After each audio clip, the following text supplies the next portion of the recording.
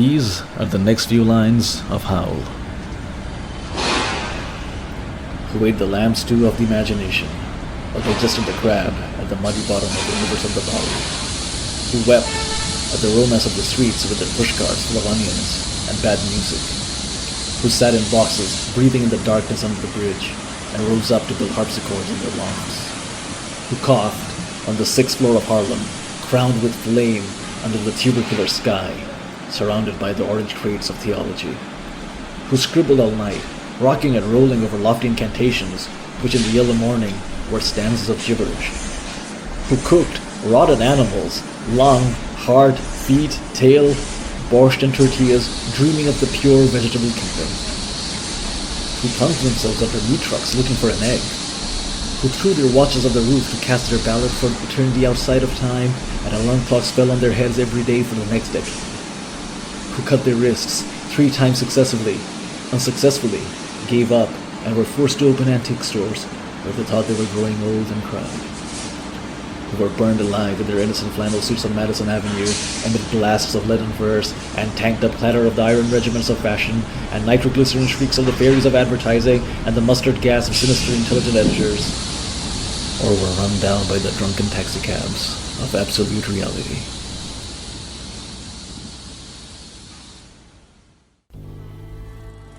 This is a story about destruction. About a world burned, and burned again. Burned over. This is a story about the death of a world that died so long ago there are none now who remember it. We took refuge here, in Convergence Valley. In this isolated place, we could be saved from the devastation that fell outside, and as the world burned, we hid away here, among the peaks. Beside the slope of Do Not Go There, at the end of the world, in the vast, barren expanse of the flats, yes, at the mouth of the river that is her mouth. It was a strange and hostile place, but in a world gone mad, it was home.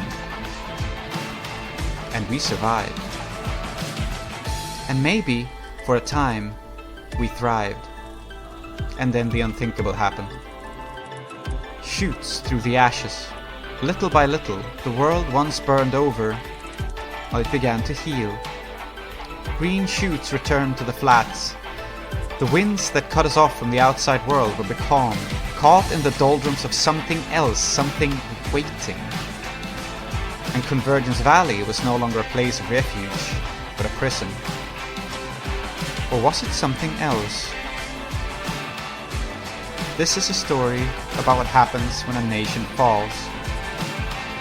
This is a story about what happens when everything we took for granted is upended and destroyed. This is a story about a shelter torn asunder by the forces of human lives and human will. This is a story about that most destructive thing of all. This is a story about hope. Welcome to Convergence Valley, or what's left of it.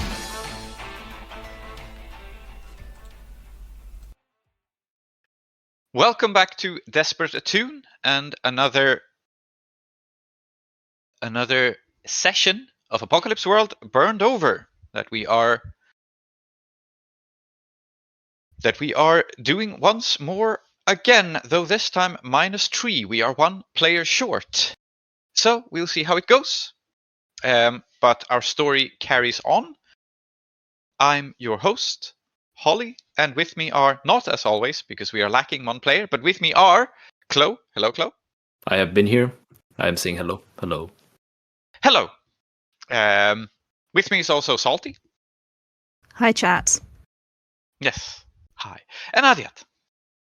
Hello. Everyone has said hello. A very short and brief introduction. We are back to the story of Convergence Valley and this apocalyptic setting that is growing and developing as ever. And last time, we saw a number of events take place. We saw Tar-Minotaur seek out the Vice President Cotopaxi, who was the sort of civilian leader back in the days when the Convergence Valley was still under 1 rulership, and found out that Vice President Cotopaxi is old at making arrangements for the end of his life, and has as such designated an heir from among his polycule of partners, of whom very little is known, other than that this person, Jetlag Pistachio, is a kind of grey eminence and apparently very good at working people and has worked Cotopaxi successfully. We also saw Tar-Minotaur do a little bit of shopping and learned that as a knight, she is entitled to get free turbans. So that's nice. We also saw Lady Iskandaric get ready to attack Revolver Pistachio's shipment. And this went initially well, but then you came upon a distraction in the form of a train station with some armed guards. Unclear what was going on, but you found out that they had a monstrous mole chained in the basement. The purpose of this was very unclear. Thick as a Brick broke the radio, so you have no idea who they were communicating with, but they were communicating with someone. Like, you interrupted a call, and now everyone is either dead, has run away, either dead or has run away, and the radio is no more, and you have very limited information what's going on. But you have coached the monster back into its cage at the cost of your ambitious team member Egocentric being badly injured, and you are now waiting for the train. That was your next step of the plan, consulting the timetable to hope that the train comes around to bring you salvation. That's right. And speaking of this train, Perfidelity was on the train and has learned a great deal about it. That it has a place where it sleeps. There is a station where it goes somewhere outside the reach of the valley, where it gets repaired and worked upon. It goes there very seldom. And you worked this out. You made a sort of agreement with the train that you were going to repair its radio and restore its memories. You were somewhat able to restore its memories of the past, though not its distant past. There's a lot of histories here that are untold. And then you were interrupted by Damnau Egrevor. Or, well, this took sort of place at the same time, where you had a conversation with Damnau, who was essentially like, you should leave Tar-Minotaur. This is a bad relationship for you. How can you not see this? Which ended in you both agreeing to go down to Sikari's regret, if I recall correctly. But it was also established that Revolver Pinata has an interest in capturing you, or more to the point, the knight that is funding Revolver Pinata, that being Ashurdan, has reason to do so. I think that is everything. Am I missing anything of importance? No, I think that's it. As ever in this game, if that is all we need to set it up, there are some beginning of session moves to do, and this time we are going to do them all at once, and we are still learning this game. It is an evolving process. It has been suggested that we follow a procedure outlined in the book, where we list a couple of resources, and then see these in question for the entire gang, rolling all at once. And so I should list, I guess, 4 at the start. And so I have listed as the resources that are in question this time, heat, security, weaponry, and news.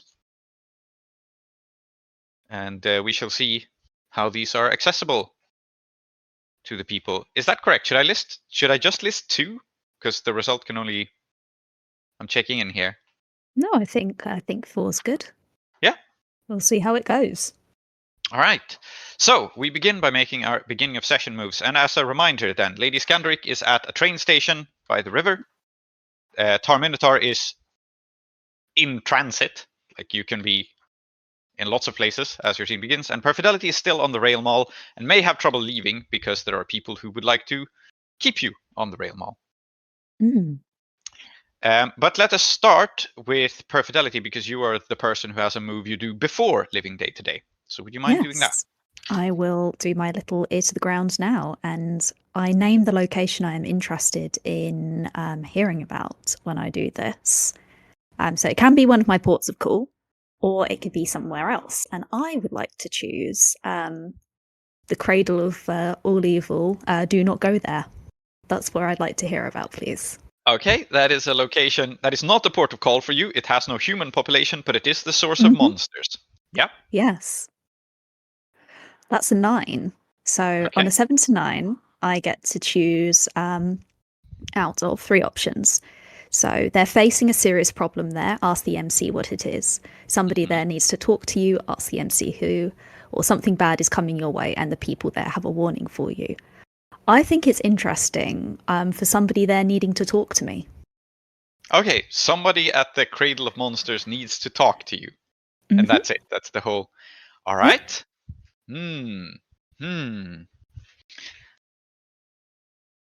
Okay.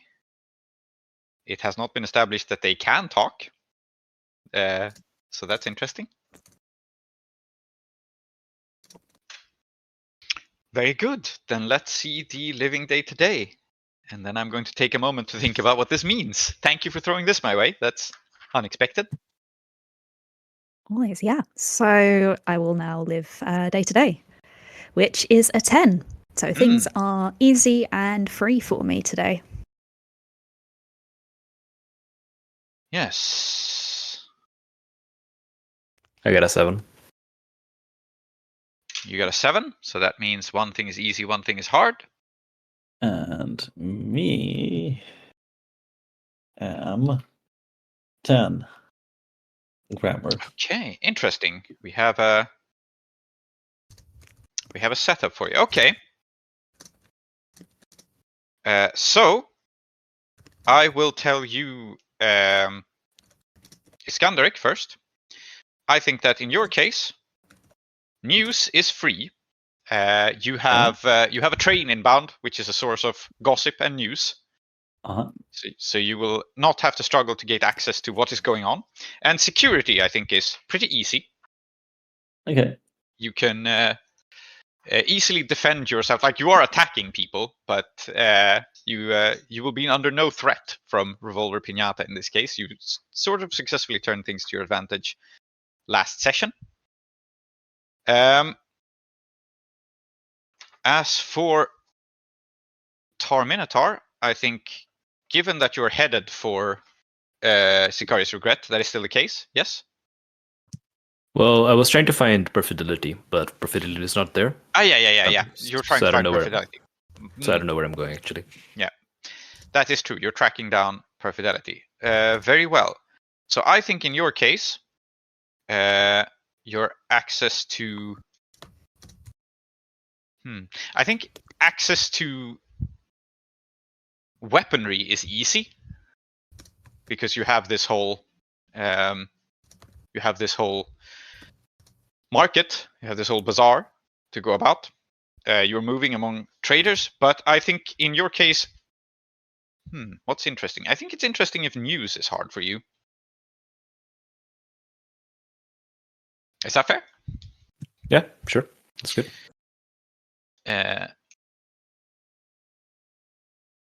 So news is hard, weaponry is easy, and Perfidelity. I think in your case, very clearly security is hard. You're not in a safe place. But what is easy to access for you is...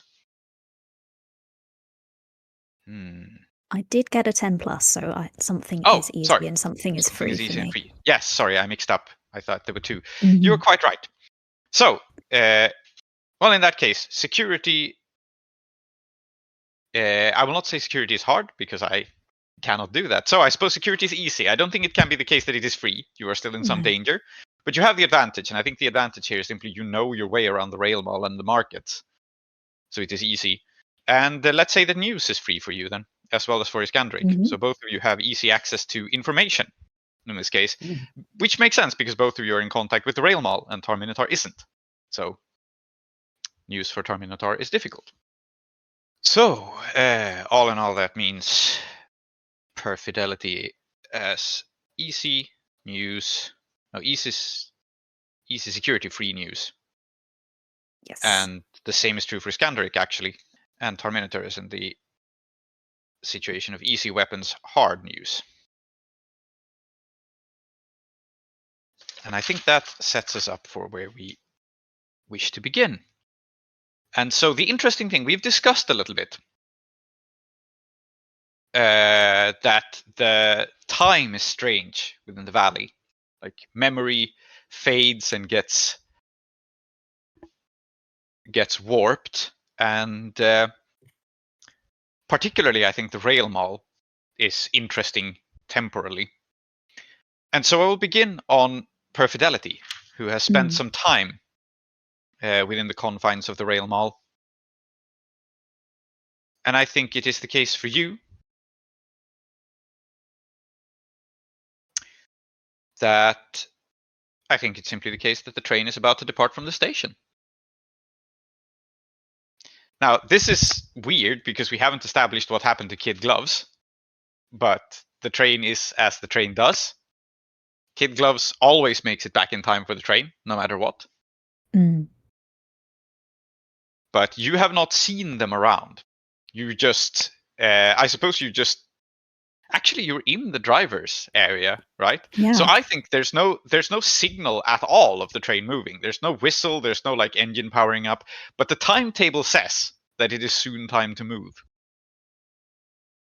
And the rail mall's timetable is seldom wrong.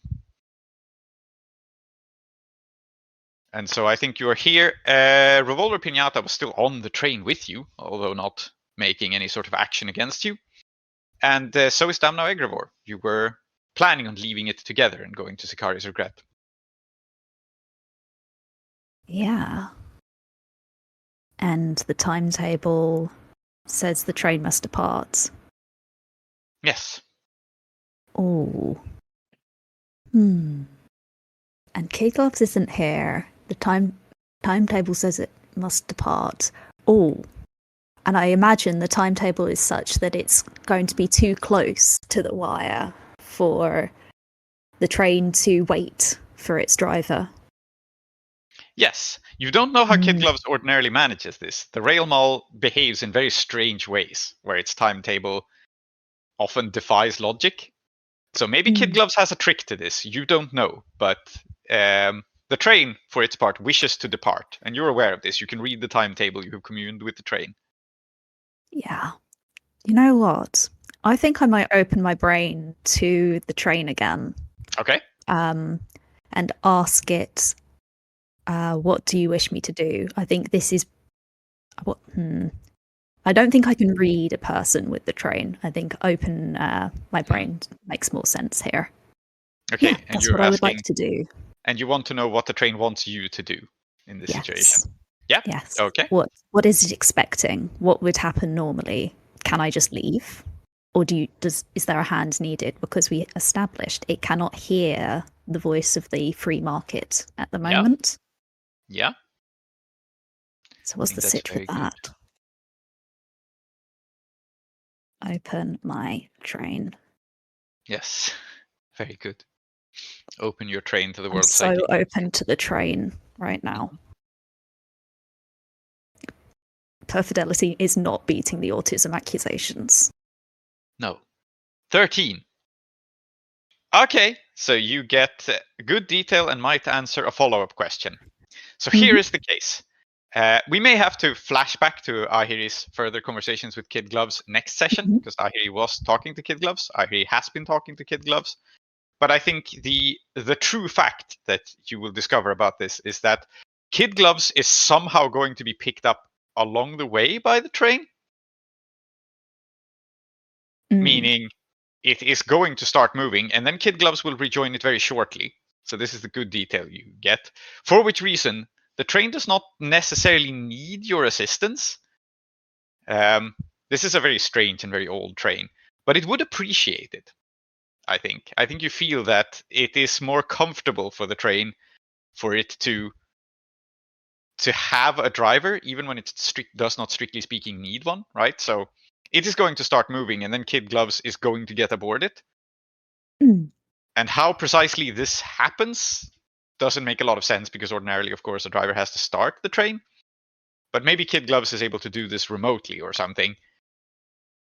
However, it is a discomfort for the train. It would prefer that you're here, but it does not need it. I think that's the good detail of answer you get as you sense this this sense of familiarity, the sense of a need.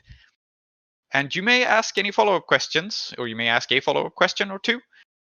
And I will also point out that if you take it on you to drive the train, I think that this will, in some way, forge a relationship with it. If you actually decide to drive the rail mall, for better or worse, it will imprint upon you like a baby duck upon its mother. I think the one follow-up question I would like to ask is, because Perfidelity respects kid gloves, I think in a way they are brethren.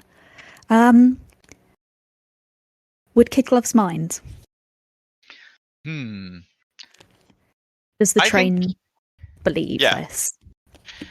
So I think, again, what we have seen about kid gloves is that they are arrogant and does not believe that anything can possibly ever, like the rail mall will exist forever. This train is immortal. And so kid gloves would not mind, in the sense that kid gloves does not think that there's anything you could do to harm the relationship between the train and kid gloves. This isn't true, mind, but kid gloves thinks it is.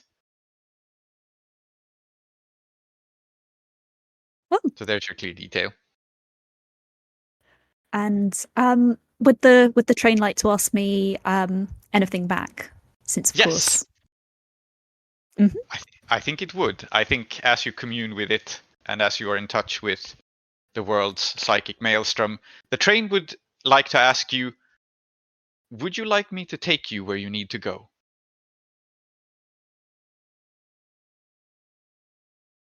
Yes, I would. And I think Perfidelity, Damno is sitting in the driver's seat. So Perfidelity looks down, goes, I think you're sitting in my seat, Damno. Move over. Yeah, Damno sighs, rolls her shoulders back and gets out of the chair, and is fully expecting that you are just going to leave the train now and go back to Sikari's regret. But she gets out of the seat, steps aside, gives you the space to sit down. Maybe you need to, check some other thing. You were repairing it. Maybe you just need to check that the controls are working. So that's the sort of expectation she has. Perfidelity, will sit down and go. The rail mall has a place to get to, and kid gloves to pick up. I'll meet you at Sikari's regret, I promise. I'll see you there. Okay, I think you need to reason with them now. I think that's interesting. I think Perfidelity presses one of the... Because, of course, you don't get on the rail mall and not have anything to sell. And I came from my... I came from my workshop, the Wend, and I think Perfidelity presses the prosthetic that she wanted to install in herself, but needs somebody else to. Goes, take this. I will come back for it. This is my guarantee to you. I promise I'll be back. So this is your new bulldog jaw, yeah? Mm-hmm. Yes. And I think I am still reasoning, but I'm giving giving a reason, a definite. I will be back for you. You are, yes. Now I have +1 cool, but I also have breathtaking, which means when I reason with somebody, I add my psi to the roll. So I actually have a +3 because I have 2 psi. Okay, interesting. And that is a 10. So, I think externally, Damno simply shrugs and goes, yeah, all right. Better check in on the boss anyway. And Damno acts as if this is just, all right, cool, whatever. I believe you. You didn't really have to give me this. But in fact, they are quite moved by it. So she is, she trusts you with this. She believes that, she understands that you're entrusting her with something important. But outwardly, it's very economical. It's very like, okay, I'll take it. I'll go. And this is very good for Damno, because if you had missed this role, I think Damno might have wanted to extend this conversation a little bit, and then she would still have been on the train when it needs to move. This is now not the case. Now, I will ask you, because you have rolled very highly here, Mhm. do you think Revolver Pinata is on the train or off the train when you start it and begin moving on to the next station? Oh, I like the idea that. What does he want to be? Where does he want to be? Yeah, so I think Revolver Pinata wants to be on the train to talk to Kid Gloves, but not necessarily traveling with you to this weird destination that is going on. And Revolver Pinata also ideally was setting up an ambush for you when you got off the train, which is not happening. So either Revolver Pinata is off the train arranging this ambush and the train just leaves without him, or Revolver Pinata is still on the train hoping to meet with Kid Gloves and then going somewhere else. Yeah, let's keep. I think it's funny to have Revolver Pinata in the scene still. Yep. I think he's still on the train. Yep, okay. So this funny little guy is still on the train as you sit down in the driver's seat, take the controls, and begin to drive. As the train tells you how it is done. You are a gear cutter, things speak to you, and in this case, the train is opening up. It begins to chug ahead. It heads into the mist, which is, I think, spreading out. And yeah. So Tar-Minotaur, here is the situation for you. You are driving Matthew Mark IV, right? You're a four-wheeler, and you're going between one market and the other, correct? Yes. In search of your squire. Yes. And so I think you are heading down the road as the mists that encircle the valley roll in. And this is a little unexpected. Like, there are these bouts of mists and this dangerous weather occasionally. Outside the valley, it constantly haunts the place. But I think the fog drifts in sometime. And you are not totally sure of where you are. Yeah, like I said, the news information, it's difficult for you. You're heading between the markets and you find unexpectedly, as you're not badly lost, but you're a little lost. You know how it happens. It gets foggy. You drive along a road you go like, I'm not completely sure about the direction. And then you will find the railroad. And it is going in a straight line. It is going somewhere. And I think in the distance, as you get near it, you hear the sounds of this approaching train quite slowly, as if it is just pulling out of station. The rail mall is here, unexpectedly, in the midst of, well, not in the midst of nowhere, but in between two markets, bound along an old rail that is seldom used. Right. What will you do? So the thing is, I know, and I'm speaking as Zoheb, that Perfidelity is on that train. Yes, but I am aware that Tar-Minotaur does not know this. But yes, the rail mall is also it is also not the case that you know that Perfidelity is necessarily at Sicari's regret. You haven't had an update from Perfidelity in some time. Mm-hmm. But the rail mall is the best source of news in the valley. It is generally the best source of information. So this is my angle. So when it moves around, even if it's in the middle of nowhere, would I have any idea of it stopping for me or something? Or because I'm just imagining, so in the real world, if there was a train passing me by, the train's just going somewhere. Yeah. Right. It has nothing to do with someone in the middle of the in the middle of the path stopping. Is this different here? Would I know it to be different? Well, so it never makes unscheduled stops, but it's very weird what stops its schedules because, again, this train can do some really remarkable things. So sometimes it makes a scheduled stop in the middle of nowhere. This is something that people know. It has happened that the rail mall makes a scheduled stop and lets on a mysterious stranger in the middle of nowhere. It is also the case, I think, that you can simply drive after it or along it. It's faster than your four-wheeler, but you can follow it for a bit until it reaches a stop, even if it does not stop for you. Does it have so of course it's got cargo containers and those cars in it? It does. It's got cargo, it's got passenger cars, it's got... I mean, it's not... It doesn't just have passenger trains and cargo trains, because it is in many ways a moving settlement, right? So it's not that it has like a restaurant cart. It has a kitchen. It has like a cart that is just a home for some people that live and work there, and so on. Then I think one of the things that it has is it's got like a service where if you drive alongside it and you kind of like give the signal, they'll throw a grappling hook towards you, and you can like hitch your car onto it and kind of like get onto the thing like it's a ferry. Okay. Yeah, all right. I like that. So it doesn't stop for this. It's just like it drives past and throws out a grappling hook. Yeah, I think I can drive next to it and kind of like signal someone on there for the service, because I think plenty of people use it to kind of get to where they would rather go rather than use their own fuel. Mm-hmm. Absolutely. Yes. We attempt this. Okay. So how does this look? Do you just begin to drive slowly along the rail and let it pass you as you signal? Or do you stand there with your thumb up like a hitchhiker? Like, what's the procedure? I park the buggy parallel to the train tracks, pointing in the same direction that the rail mall is going towards, and I turn around with my hand up to indicate that I am a passenger. And as the engine passes me by, I rev up Matthew Mark 4 to kind of like...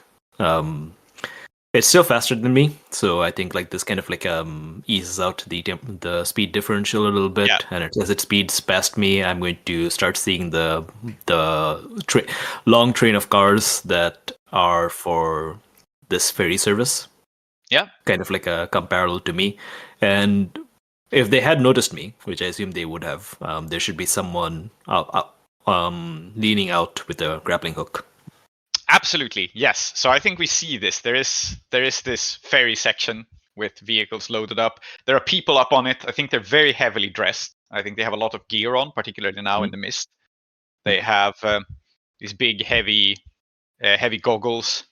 They have a lot of leather that's like packed quite tightly around them, tying down their clothes so it doesn't get stuck on something. And someone who you may well know, but it's impossible to recognize anyone in this fog and the dark, like throws out a line for you with a hook on the end, and you are able to secure this yourself. I don't think there's a roll here. No. You're able to secure this to yourself, to your buggy, and your plan is to just be dragged along to the... Well, I think what also happens is that there's a very harsh floodlight that comes on because of this operation that's about to start. And from the side of this boxcar, a ramp comes down and kind of like starts juddering on the ground. It's kind of on the ground, but also kind of not. And then just the end of it is touching. And then basically secured with the grappling hook, I have to drive my buggy onto the ramp. And then they kind of like tilt it in. Yeah, that makes sense. So you can drive up on the train and actually get off it. Yeah. Yes. So this is the operation that unfolds. There are two people. One of them works with a grappling hook. The other one lowers the ramp. It clatters along the ground. The mall never makes unscheduled stops. And this is not a scheduled stop, apparently. But you can still get on it. I really love this idea. So this mobile city just kind of anchors you in, drags you on board. You hear the shouting of the rail hands as they scutter back and forth. Someone grabs you, probably, like takes your hand, extends it. A little surprised at your armor, helps you off the buggy, begins to lash it down. Yeah. And there's probably a conductor who's arrived at this point. And I say, I am heading to Sikari's regret. Yep. And I think this conductor, who is one of the outdoor conductors, so also dressed in this very functional gear, I think they do have a conductor's uniform, probably. Yep. But they also wear the goggles and the mask against the fog and the dust and the dirt. So it's a bizarre look of like someone in a formal blue uniform with a little cap, but whose face is wrapped up in like dirty leather and goggles. They put a hand to where their mouth is, somewhere under the wraps, and coughs a little bit and goes, all right. We will be there ere too long. But there's a detour up ahead. Also, he looks to the side. He goes, hey, is that? And then as you are getting anchored up, we see kid gloves being helped onto the train. Not driving it, but also having been picked up from the other side of the train almost at the same time as you. But they are not. But Kid Gloves doesn't have a vehicle. No, you don't know Kid- exactly how this happened. Yes, This good. Yeah, Kid Gloves is being helped up on the side of the train. Like, you didn't see it. They were behind. They were on the opposite side of the cart, right? And then suddenly there are these rail hands just helping them up as they were helping up you. Except there's no visible vehicle, and like you can't run fast enough to run up the ramp. That's not possible. So, Mhm. but somehow this happened. How old is Kid Gloves? Do you think? I think Kid Gloves is pretty old, but has this aging gracefully air about them. Mm. They're an So- Eldritch being out of time and space, I think. Yeah, Yeah. pretty much. But I do think they have the appearance of someone who is in their 50s or 60s, but has aged very well, right? So like They've not got very many Botox. wrinkles. What? They have Botox. Yeah. Mm. Uh-huh. Yeah. I think this energy of, definitely not a young person, but at the same time, like rather than having gray hair, they just have like slightly faded hair, Mhm. and not very many wrinkles, like age in their eyes, and moves a little slower. Mhm. But yeah, one of those lucky people. Basically, what I'm saying is, I guess this is a Keanu Reeves energy person, where you can see Yeah. that they're not young, but they also haven't aged very much. Mhm. Yeah. Right. I think Terminator respects Kid Gloves as well as the person who does what they do, and I think Terminator kind of like turns to Kid Gloves as they appear and says, "What is Kid Gloves' actual title? Oh, Do they have one?" He's the person who runs the train, right? So he'd be the the engineer, I guess. engineer, right? Yeah. Yeah. Okay, I see. Engineer. It is an honor. Kid Gloves looks back at you, still a little like being sort of helped up by the rail hands, and gives you a slight smile and says, "Knight. Well, likewise." I was negotiating with your. Was it a man, woman, someone? The conductor, I person- mean. The conductor. Mhm. I think the conductor. Let's say the conductor appears masculine. Yep. I was negotiating with your man here. I have purchased a ticket. Good. All is well then, but you do understand. The rail mall does not accept favors. If you have purchased a ticket, all is well. And there is a sense of like respect for your station, Mhm. but also I think Kid Gloves is ever arrogant, does not accept social status. In a way, the rail mall is very egalitarian. Anyone who has money can ride it. Titles are not relevant in ticket costs. Oh yeah, I think there probably is money then. Like there's still some sort of currency left over from the Yeah. fall of the state, and they probably accept that. I have that. Mm. Yeah. Yeah. I think this is one of those archaicisms that remains. Money isn't used for very much, but it is used for train tickets. Yeah. I wonder then, because this is the hand of the free market. If you can't pay, you work. So maybe Yep. these conductors aren't necessarily like usual employees. Yeah. If you can't pay for a ticket, you work as a conductor until you get to your station. Yeah. I love that idea. Mhm. There's a certain Charon-esque energy about this of people who become the ferrymen. But I have my coin. Unless you think I don't. But if you think it's Yeah. more interesting for me to kind of like see if No, I no. can't pay. No, I think you have the coin. I think it makes Okay. sense. Like, we have established that you have a degree of barter, right? You're not penniless. Okay. Um, Aadiyat, you were saying something? Oh no, I was gonna say that. I was gonna say this has washing the dishes because you can't pay for your meal energy. Yes. Mhm. yes. Yeah. But I can pay for Yeah. my meal. I think. Okay, so I am a knight. I have paid for my ticket, but basically this means I am taking the hospitality of the local liege lord, essentially. Mhm. Yes, At you least may that's how view I it would- like this. Yeah. That's how I'd articulate it, and I don't know Yeah. how Kid Gloves would feel about that. Other people's moral codes, Mhm. but they would at least know the knightly moral code. Yes, I think they do. Yeah. I think Tar-Minotaur would then say, "It is a dining ticket. I would be honored to join you." Ah, very good. Although I do need to drive the train. Who is driving? He asks the conductor, and the conductor just shrugs and says, "Thought it was you." Mhm. And, These are mysteries beyond my personal ken, so I'll just let them get on with it. Yeah, and Kid Gloves, I think, says, "Well, I will be seated with you in a moment. I will be seated with you in but a moment. But I need to check the timetable. Oh yeah, the radio is broken. Like the communication is a little down. So I think Kid Gloves does look a little disturbed and says, I will need to check the timetable. I seem to have temporarily forgotten our next stop. I need to reacquaint myself." And this is obviously Kid Gloves kind of coping with like, I actually have no idea where we're going and I don't like it. Yeah, I think I noticed this. And I think I say, "Do you fear that there has been a hijacking?" I think I say this a little quieter so that the conductors can't hear potential weakness in their master. Yes. Excellent. I think Kid Gloves actually looks at you and goes, "Would you mind accompanying me?" With the implication that, yes, perhaps there has been. And I would appreciate it. All right, time to bust open the door and kill whoever's driving this. It's fine. Yeah. Probably that's not how we're doing this, but I'll be there. Yeah.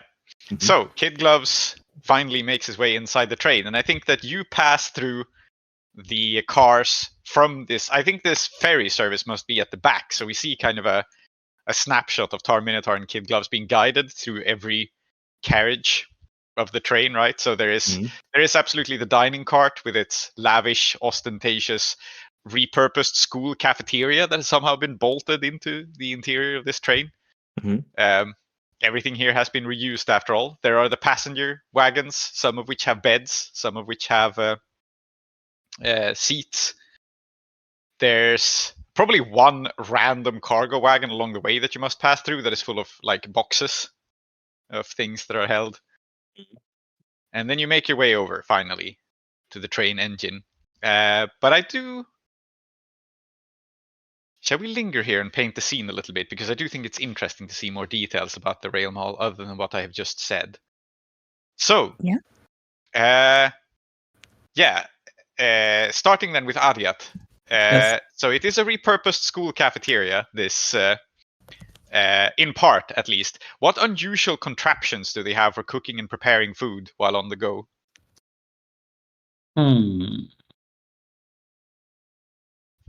Repurposed school cafeteria Mm-hmm. on a train. Yeah. I mean, surely they're using the heat from the engine itself. Ah. Yeah, that makes sense. So there's cutting costs. yeah.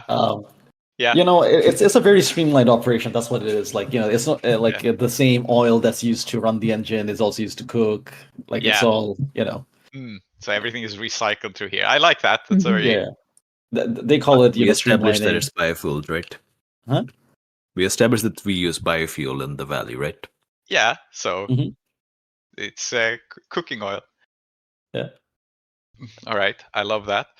Tar-Minotaur, as you pass through the, Klow, as you pass through the sections where people live, what are some signs of, other than Kid Gloves, I think there must be a few other people who basically permanently live on the train, whether they are the conductors or workers on the train or such.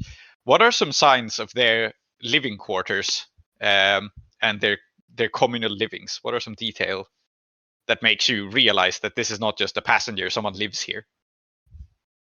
You mean the employees then? Yes. Okay. Yeah. But my point is, I think these are mixed in with the passengers. So you pass by like passenger. Oh, that guy works here. Passenger. What makes you think that guy works here as you pass that one by?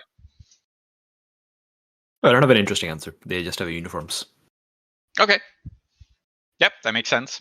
So the people who do work here are uniformed, and their sleeping quarters, I guess, are indistinguishable from everyone else's then, which I think is also interesting. They're worse. They're worse. Okay. Yeah, they've got bunk beds. I think they sleep 2 to a bunk. Yep. All right. But they're not very elaborate or detailed. No. Yeah, makes sense. And Salty, finally, tell me what decorates the entrance to the engine room. Otherwise this is very sparse and Spartan, and of course everything is still recycled. But what sort of demarcates the maybe it's not just the engine, but also the front wagon as a more important space, symbols of authority or office or such decorations? Oh, the entrance has what would once have been the first class curtains, once embroidered with the logos and sponsorship deals of the catering company. Now it's been re-embroidered over with the past of the Royal Mall, all the places it goes, and the people who have lain their hands upon its dashboard to drive it. Very good. Yeah. And so I think Tar-Minotaur, you and Kid Gloves enter the engine room and find, of course, Perfidelity there. Just as a station appears, like as we see you open the door and get into the driver's seat, the windows up ahead open up on a station where the train is being signaled to stop. You see it in the distance, so it begins to slow down. And Tar-Minotaur, you see Perfidelity driving the train. You also look different, right? Did you say something about removing your jaw, or did I misunderstand what you said? I haven't. No, not yet.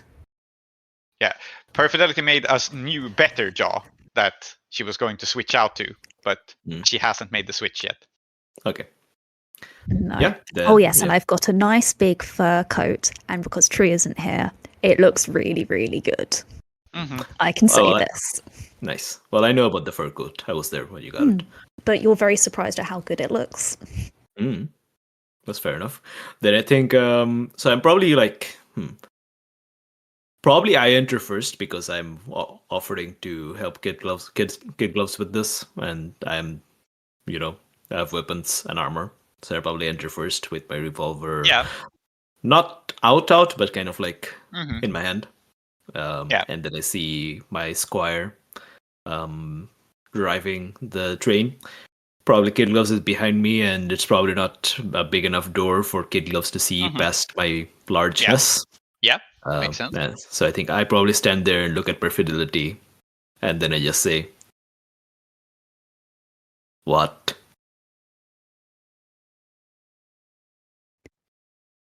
And hello, we will now be arriving at the next stop as scheduled on your brochures. And taps the little tannoy. Mitless, it's a long story, but we have a while until we go where we need to go. Stands up. Is Kid Gloves with you? I've just been warming the seat for them. So this is not a coup. No, not at all. I see. Kid Gloves, I think, stretches up a little bit behind Tar-Minotaur, like stands on tippy toes and looks over the shoulder. He's like, not a coup. Good. Never a coup, Kid Gloves. I put the gun away because I don't need to use it. Mm-hmm. And then I kind of like, I guess I squeeze into the small engine room as well. Yeah, I think since there's a stop coming up, Kid Gloves does not gesture for you to get out of the seat. Otherwise, I think they might make the switch. But now is when you actually have to like operate the train and like slow it down and bring it into a stop. And so let us switch our perspective as this happens and look at Lady Iskandaric. You were waiting for the train. Where do we find you as it arrives? Are you standing outside on the platform like looking for it, or do you have a scout posted as some people are tending to your fallen man? Or now, I think this depends on whether this train station is the train. Do we know the train's supposed to make a scheduled stop here? Because there's something else. Okay. Yes. Well, in that case, I think You what looked we're at the doing. schedule and you wanted the train to come, and miraculously it is inbound. Which I guess is Wow, not so amazing. miraculous, because you know that the people you were ambushing were waiting for it. So Okay, cool. I think that what Lady Iskandaric and the gang are doing is they are hiding in the train station and they're just waiting for the train to stop and to see who comes out because we know they're going to stop. yeah, Yeah, and right. So the idea is not to stand on the platform looking like a bunch of armed thugs, right? Yeah. very good. All right, so the train pulls up. You are hiding inside, and I think. Let me look at your gang's impulses again, because you were trying to have your gang be subtle, which they are not very good at, if I recall correctly. No, they're not. As we have seen. They are. Their impulse is actually to close ranks and protect their own. So I think this is not a problem. I don't think you need to roll leadership here. They are protecting their own. They're acting in accordance with their instinct. Yeah. So I don't think that there's a leadership role here. I think, however, that there is an act under fire role from you personally to keep your cool here. And the fire or the situation is just like the stress of this situation, of having a wounded person, of bleeding out, of playing it cool. Because I think there is an impulse among your gang members, among your people, to protect their own. And I think there is an impulse in you, all of you collectively, to rush out and be like, he needs medical help immediately. But you're trying to play it cool. So I think it's an act under fire. Is it fair? Yeah, I think so. I think I'll help you with that. Sure. But one question, which is, what I do with this train depends on, do I know which direction it is going? Because I have two things on my agenda. One is to try and save my guy who's bleeding out, right? So the only healer that I know is Angelica. And the other thing is to actually still do the raid if that's possible. Yes, but those are in two different directions. They are, but the train is at present. So the train does have some medical supplies, if nothing else. So I think it is going towards the ambush site. I mean, there's no stop there probably, but it is going in that direction. And it's not going to Angelica right away, but it is possible for you to, it's certainly better to be on the train where there are medical supplies and people who can keep your guys stable until it eventually arrives at Angelica, which it will. Cool. All right, perfect. Nice. Were you doing something, Tar-Minotaur? Were you backing the play or something? I missed what you said. Yes, I was going to back the play. So the train's stopping and a bunch of people, including an injured person, are going to be harder. And yes, that's the idea. Yeah, eventually. But what Lady Iskandaric is doing is trying to scope out the situation on the train first. So keep cool until it arrives. Okay. Then I think what's happening is that we can probably see ahead that there's the reason we're having this stop is because there's people who are injured. Yes. So I think there's going to be. I'm going to join the group of people because I'm helping out the conductor. Right. We'll talk to Perfidelity about what's going on later. I think I'm at the back where vehicles have to be loaded in because that makes sense. That's where you have to go. I think I'm over there taking charge of the situation, and you can probably see Tar-Minotaur there because, as we said, the lights go on, right? So does this help you? Would my presence there be helpful for you in figuring out the vibe on the train, that you know that there's someone here who has honor? If you think that this is helpful, then I will roll. Otherwise, I'm just there. Okay. What did we establish as a relationship between Lady Iskandaric and Tar-Minotaur now? I let you have the tower. I let you have the tower because, well, that's the best way to have honor. So. Right. Okay. So we're cool. All right. Yeah. Then it'll help. All right. Yes. Okay. Let's see if it actually will. Then roll your history with Iskandaric. Yeah. Good. Just checking that it could, in fact, help. So that's +2, which is nice. It's a 4. I suppose your gang doesn't like me. Okay. Well. Maybe. I don't know. Yes. So on a miss, I might choose a benefit anyway. I won't. there will be a consequence for this miss, but let us first see the act under fire roll and see how it goes. Cool. It goes as a 7. Okay, so here is what is going to happen. You can keep cool and scope out the situation here. What it will cost you is, I think, in order for this to work. Yeah, I think what it will cost you is you will not have very good information. So I'm treating this as sort of a partial success. You will see some of what is going on, but not the entirety of it. You have to be hidden away in such a place that you can't like see the entire length of the train. In fact, you can't probably even see Tar-Minotaur, which is because this mode missed. So you can see some of what is going on before you choose to go outside. And what that sum is,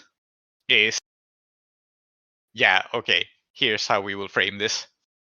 You will see a short little person with a wide-brimmed hat and thick glasses get off the train and look around. And this is Revolver Pinata. But you don't necessarily know that it's Revolver Pinata because you've never seen him. So this person gets off and looks around, and it is very clearly the person who was meant to do some kind of like business with. So this is funny. Revolver Pinata wasn't planning on being here right now, but finds himself here. So probably there's also someone else who was meant to handle this for him. So Revolver Pinata and some sort of assistant get off the train, having trying to like improvise their way into this situation, and they look around for the people they were supposed to make a deal with. So you see two people who very clearly are like expecting to be greeted by someone.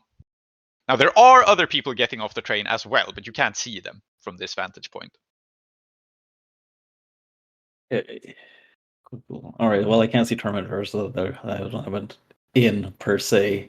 Hang on. Let me. And Tar-Minotaur, I will get to the consequence of your failure in a second. I haven't forgotten. Sorry. Go on. What are you doing, Iskandaric? No, I'm just okay. I need to convince whoever. Like, I think Iskandaric knows that the person who runs this train is Kid Gloves. Do I know that the person who's got out of the train is not Kid Gloves? Because yes, you are sure that it's Kid Gloves. I don't know if you've seen Kid Gloves, but Kid Gloves wears gloves, and these people don't. So all right. I think I would have liked to see the conductor, but I think given that there's limited information and we do need to get on this train, I think we're just gonna have to. I think what Iskandaric will do is maybe just call out, and like because they're heading towards the station, right, where we're hiding. Yeah. Yeah. Actually, you know what? They're walking towards the station, going like, "Where are the people who were supposed to meet us on the platform?"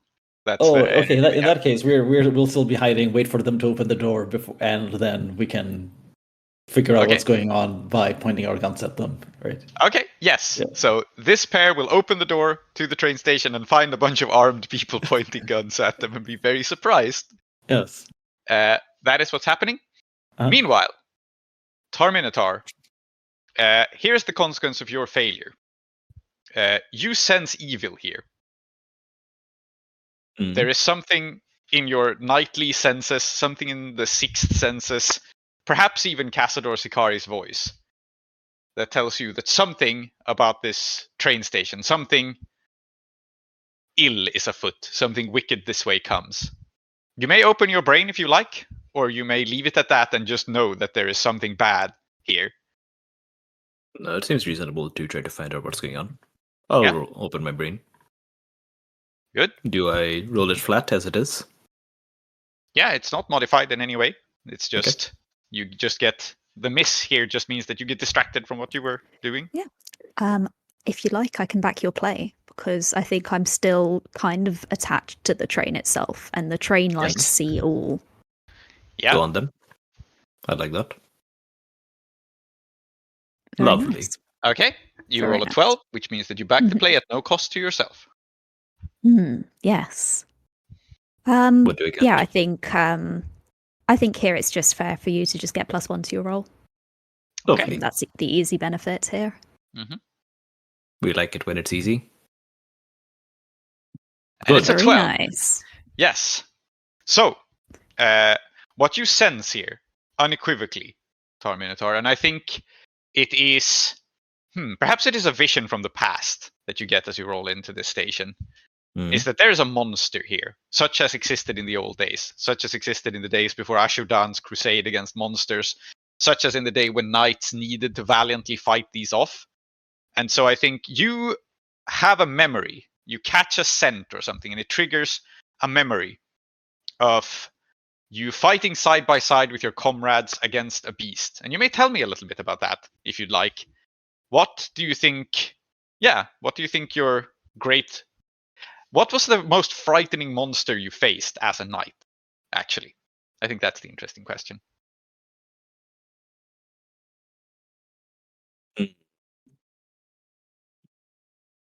Your great deeds, as it were.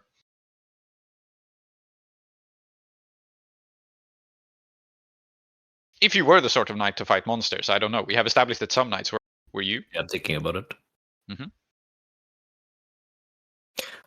Yes, I think probably the most frightening monster that we faced was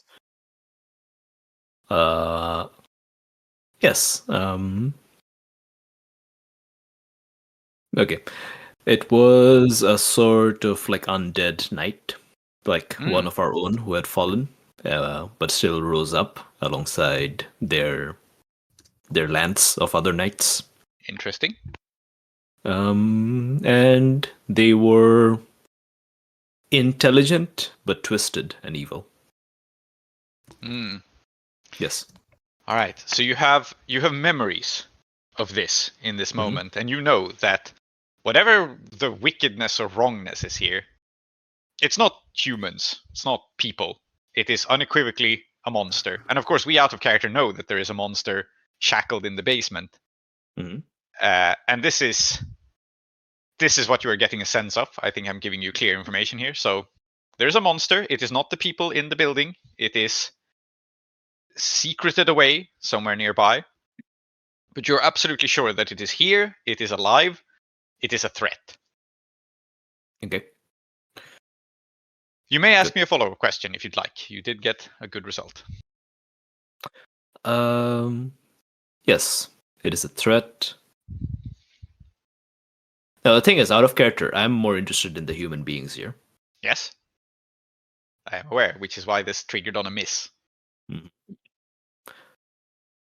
But also out of character, I know that it's shackled. Yep. So basically, I'm looking for an angle here to actually get interested and invested in this. I'm not sure what to ask to make that. Maybe it's about its history, because we established last time they have a history of keeping things like that underneath this station. Yeah. And that could be an angle for you. Like, that's so. probably not good to have. Yeah, so what's this place called? Where are we? Yeah, all right. Good follow-up question. I haven't given this station a name, actually. So let's give it a name now. I think that it is called the Pit Stop. And the reason it is called the Pit Stop is, of course, that there's a pit underneath it with monsters in it. But this is not generally known. But yes, you are at the Pit Stop, and I suppose that you are now sort of perhaps realizing this, that there is a literal pit here. The name is actually meaningful. Yep. Good. Then I think I probably press a button that connects back to the engine room. Sorry, the conductor's room. Yep. And I say, intercom thing, yeah. Knight to Squire, to me, there is danger here. Yeah, and I think we see in the engine room, I think Perfidelity and Kid Gloves have been having a conversation, perhaps, about the train, about the engine. It has been relatively cordial. If Kid Gloves is a little distant, but gets along well enough with you. And I don't think we need to see the details of that conversation, except that I think it's clear to the viewer, if there would be a viewer, that Perfidelity is looking for not necessarily praise, just acknowledgement. That was a pretty impressive thing to do. Yes. And I think Kid Gloves... what is the word for this? It's not quite damning with faint praise. That's not what I'm going for. But I think Kid Gloves is the sort of person who wouldn't do that was a good job, but is the sort of person who, if they give you an acknowledging nod and don't complain, that is a compliment, right? They're not the sort of person to hand out compliments very freely. So I think the energy you get is that you do get some approval by the absence of criticism. I don't know how Perfidelity feels about that, but that's how I think Kid Gloves delivers such things. Perfidelity, I think, just nods and goes, my master calls for me. I will be back. I have need of things at Sicaria's regret. I will buy another ticket if need be, or I can spend my wares. Whichever is preferable to you, engineer. We will discuss it later. I need to understand the timetable, Kid Glove says, somewhat distracted, leaning over the timetable, because the train offered to take you where you need to go, which means I think the timetable has changed. So actually, I think Perfidelity leans in, goes, I have promised it to under the... I will not bring this up to anybody, but I am under the impression that the radio isn't working. I have a couple of parts that I'd need to pick up from my workshop, maybe pick up in amongst the cloud bazaars, but it would be my honor to try my best to fix this problem. Free of charge. I think Kid Gloves looks at you for a moment, very acceptingly of this, up until the last moment, and then Kid Gloves goes, "No, not free of charge. We will compensate you. There must be an agreement. There must be a balancing of the books.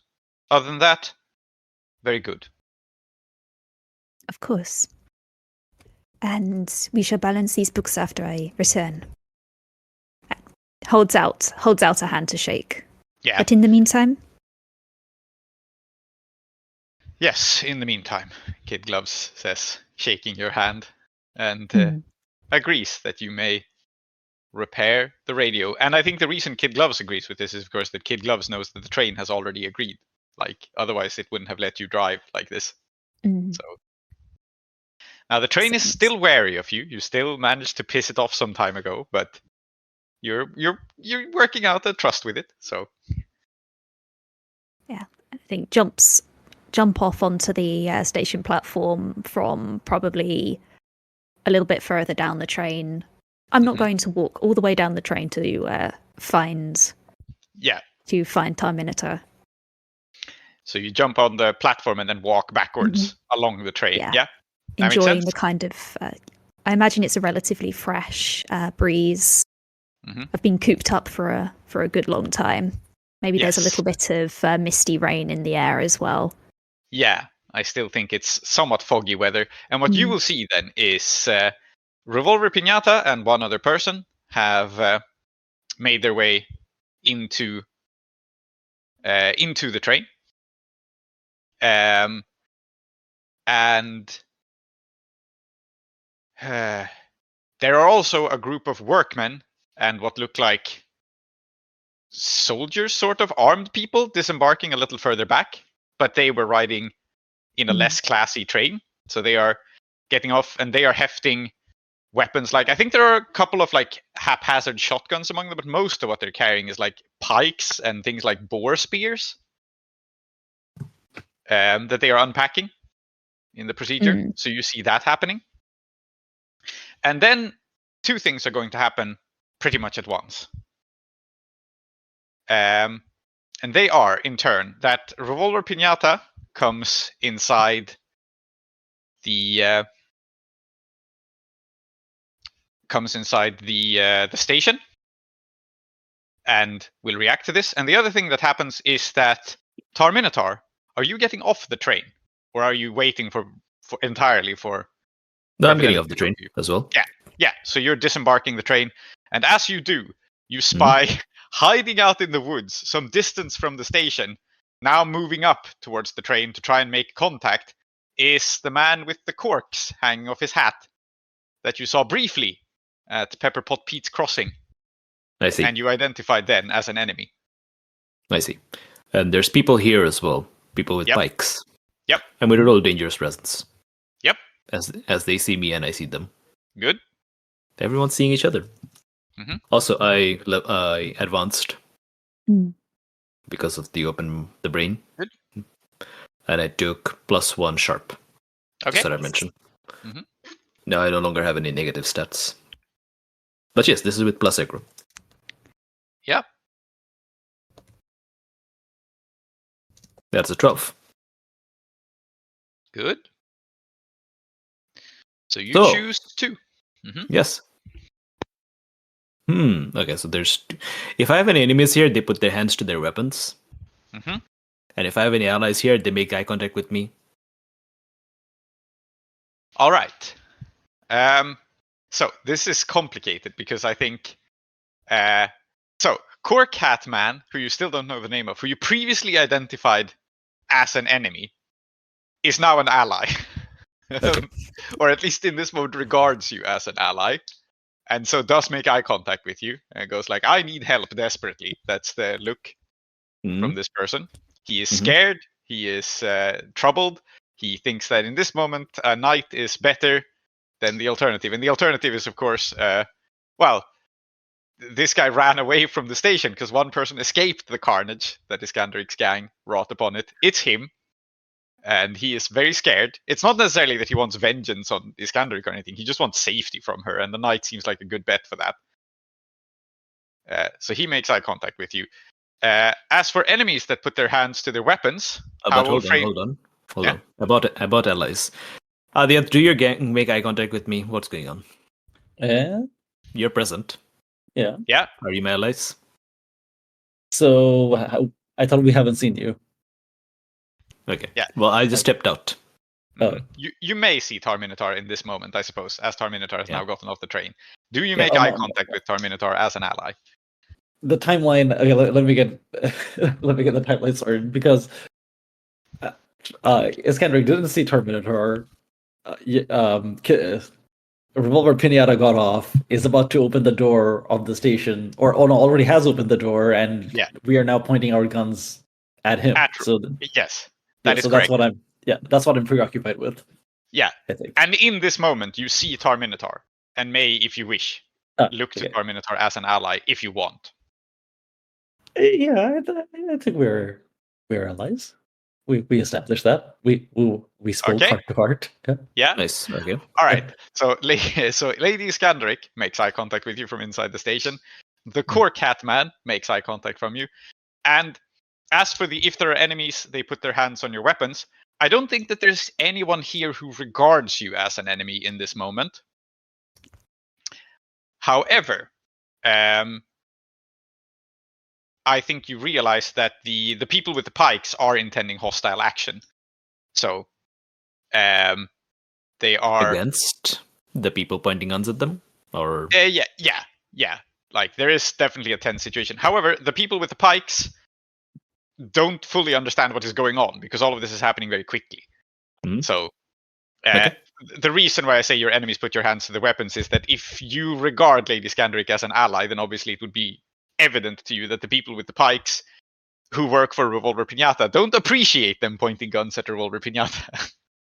Okay. And I don't know who Revolver Pinata is. Okay, so what I mean is I don't know that that's Revolver Pinata. No. Neither do I. Yeah. So it's all very funny. Yes. Okay. Revolver Pinata is here, but the only person who has actually seen him among the PCs is Perfidelity. So. Okay. Well, as a knight... Oh, actually, the other very important thing. As Revolver Pinata paid his train ticket.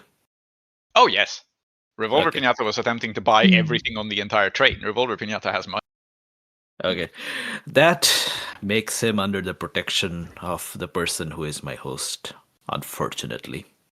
Yeah, this is a That's- bit of a clusterfuck. And as just to finish what is going on with Iskandaric is that Revolver Pinata enters with a slightly suspicious look and goes, hello, and then opens the door, and suddenly there are lots of guns pointing at him and his henchmen. And he looks at you with a stunned expression and goes, "What? Yeah. What is the meaning of this?" And Iskandaric, I think Iskandaric, is it fair to say that I'd have a put 2 and 2 together that they're clearly here to talk to the guys with the radio? Oh yeah. I mean, yeah, they were expecting to be met on the platform. That's clear. And who would meet them on the platform but the people on the radio? Yeah. Okay. So then Iskandaric just goes, "Not who you were expecting, I presume." No, not at all. I mean, out of character, this whole thing's awkward. Okay, but in character, this is all going according to plan. Yes. We know what we're doing. I think it's kind of goes. And who might you be? Me? Yeah, I don't unfortunately think this person has any reason not to introduce himself. So he goes, I'm Revolver Pinata. Your Revolver Pinata? Yes. Iskandaric knows the name. Yeah. Yeah, okay. Because we know who we're raiding. Yeah. You know that you are here to rob this person's shipment. Their shipment mine is not here. So Right, yeah. And as he says this, of course, he's speaking loud enough that these armed pikemen and etc. are coming over in this direction and pretty quickly. And now I think you can see them too. Like they're heading over there. Someone shouts like, "Everything okay, boss?" And Iskandaric says, "Tell your men everything's fine. We don't want my men here a little nervous, you see. We had a bit of a run-in, and we wouldn't want any itchy fingers to, pull any triggers." Yeah? Yeah, Revolver Pinata goes, yes, we're fine. Back off. There's been... Apparently, I'm working with some other people than I expected. Very well. Do you have the shipment for me? He says, and I think he recovers pretty smoothly. Like, he's used to bribing his way out of situations. So, he turns towards you and goes, "I wasn't planning on receiving it personally, but if you're in charge here now, I trust that you have the shipment." We're going to have to try to play this up. It goes, "The shipment, well, I mean, before I hand anything over to you, I need to see the proper paperwork, of course." Okay, you're asking for paperwork. What is your angle here? What are you hoping to accomplish by getting shown the paperwork? Because I don't know what the shipment is. Yeah, all right. You're trying to figure it out. He'll show me a receipt for something and go, "Ah, yes, that shipment, of course." Okay, yes. I think that can just happen. You may, if you want to read a person or read a situation here, but I think if you just want to find out what the shipment is, then... Iskandaric went on this raid without having any idea what she would actually get. Now... Yeah. So, to clarify, this is not the shipment that Revolver Pinata already has, because you were aiming to rob something that Revolver Pinata has. This is something that Revolver Pinata was hoping to acquire in the process. That's the shipment that he's looking for here. But I have a feeling what it might be, but I'll let Revolver Pinata tell me what it is that he is. Yeah, and so he searches his coat and pulls out, I think, a piece of paper, because there is a piece of paper. And says very distractedly as he reaches it forward towards you, "The creature! The creature, of course." Oh, yeah, the creatures. Yeah, all prepped up, just downstairs. But I'll tell you what, it was fucking hell getting this thing in there, right? Like, my man's down. And who's gonna pay for this? You got medicine? Yes, I have medicine. I'm sure we can come to an arrangement. What happened to the people I was supposed to be meeting? I mean, yeah, your guess is as good as mine. We turned up to, we just heard about. Okay. All right. So you're just gonna play this off as like we just turned up and everyone was dead. That's your angle. Well, they're not dead. Well, most of them ran away. One Yeah, person's dead. Yeah. Mm-hmm. Yeah. Like, I mean, the creature went. It started like rampaging, and like they just harbored. Uh-huh. Yeah. Okay, I think that there's definitely a move here, but what move is it?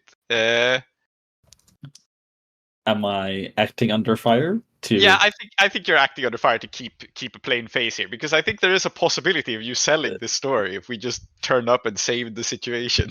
So my angle is, no, I came here with the creature, like I caught it, right? I'm here. The guys who were here before, well, they ran away, but nothing to do with me. Yeah, that's why I'm here. Yeah, Mm-hmm. Yeah, I think you can make this work. Mm-hmm.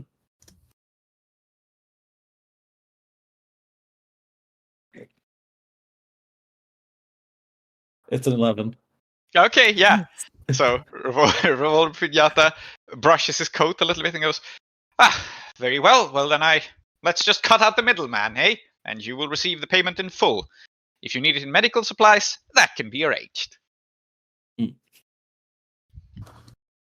And let's cut away to see what the others are doing for a moment, as Revolver Pinata is just entirely willing to trade you one creature for medical supplies plus money. So, Tar-Minotaur, there is a lot going on. There's a person looking at you from the woods for like help. There's Perfidelity approaching you. There is this group of pikemen who stand around a bit restlessly, being told not to come inside the station. Yeah.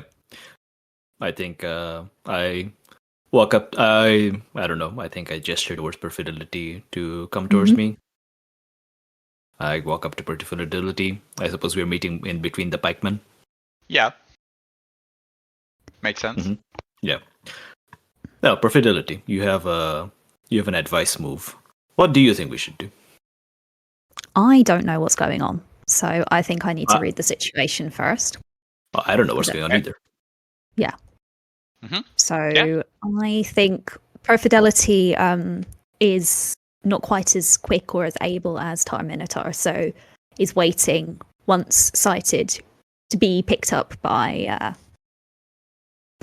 her. So I think in this time, seeing the pikemen bristle as they're offloading their boar spears, I think there's still kind of like that silhouette of whatever's going on in the station, like Revolver Pinata's kind of made a couple of steps in, but is still framed by the door. I think I'm going to read a situation to see what's going on here. Yeah. First. Because I don't know. Makes sense. Yeah. Just the one question right now. Mm-hmm. Oh, who or what represents the best opportunity for me to, should we say, make Revolver Pinata beholden to me? Okay. So he won't fuck up. So he doesn't want my blood anymore. So I don't have to go and find Ashadan and say, no, thank you. I don't want to work with you. Okay, who or what makes Revolver Pinata beholden to you? I think it's Lady Iskandaric. I think Lady Iskandaric at this moment holds the cards, because I think you realize that there is something here that Revolver Pinata wants. Revolver Pinata wasn't planning on being here, but it's evident that this person that he is coming along with is getting something from here that Revolver Pinata cares enough about to go handle this in person. And Lady Iskandaric evidently has it. So, I don't necessarily know. I suppose there are windows. I think you can see Lady through a window at a certain angle. The pikemen haven't seen, of course, all the guns being raised and all, but they're small windows, right? You can't get a full sense of what's going on. But you can see Lady Iskandaric's like in profile through a window and be like, okay, Revolver Pinata and Lady Iskandaric are negotiating over something, and Revolver Pinata seems to be on the back foot.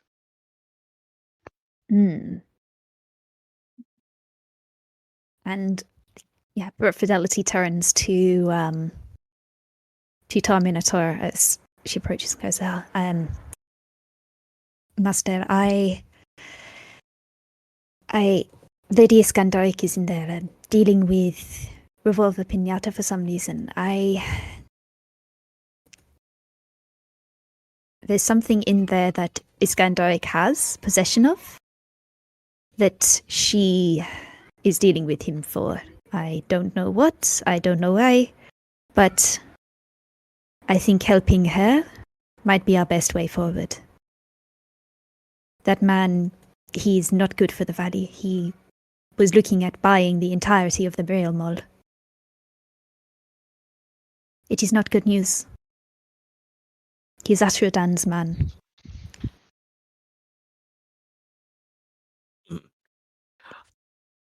I have promised to slay him.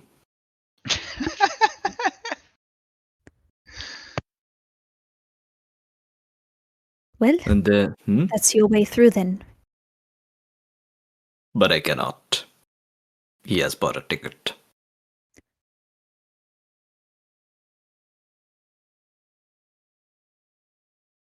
There is only one solution to this complicated situation.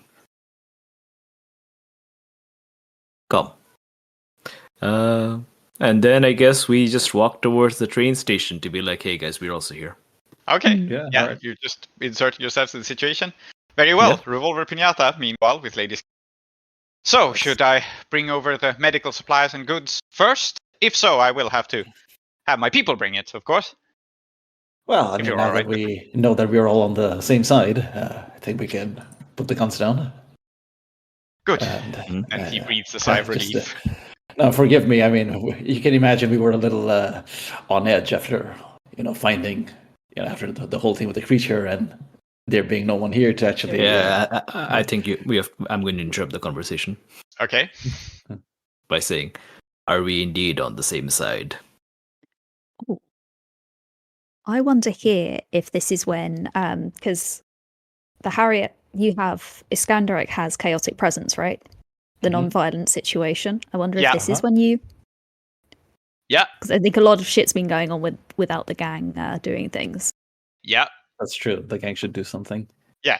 There is a non-violent situation, and it's now a new non-violent. So it makes sense to roll here. Cool. We're rolling plus hard. 11. Choose one or two from your list. Someone picks a fight. I don't think that makes any sense. Someone here owes something to someone in your gang. That might be interesting. So someone in your gang wants to help save or someone here.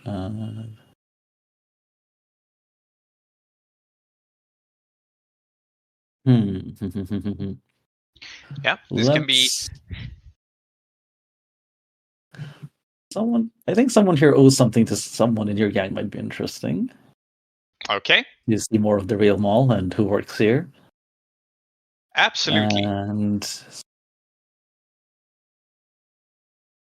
someone. Okay.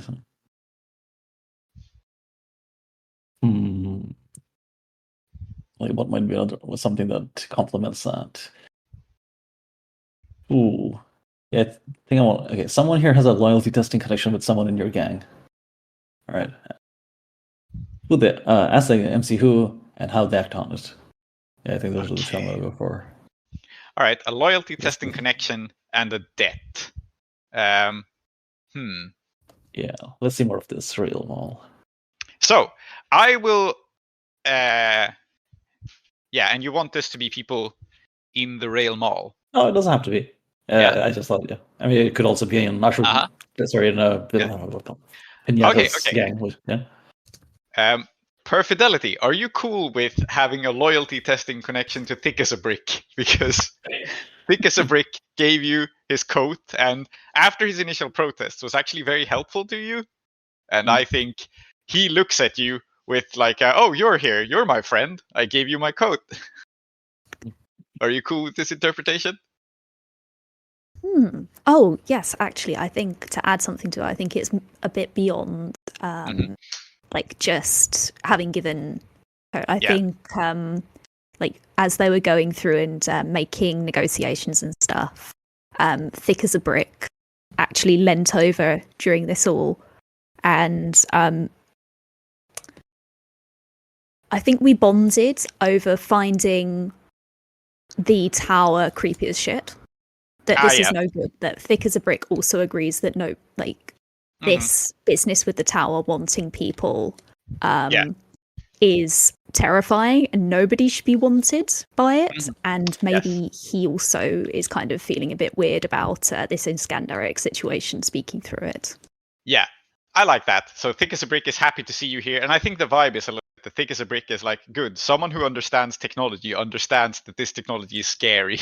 This is why he has bonded with you. So there is a sense of him like looking at you and being somewhat relieved that you're here, even though he's still sketchy about this situation. And as for the debt that's owed to someone in your gang,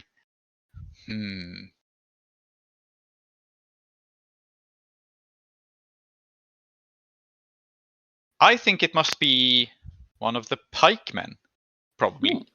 One of the staff that owes something to someone. Now, who makes sense to have a debt?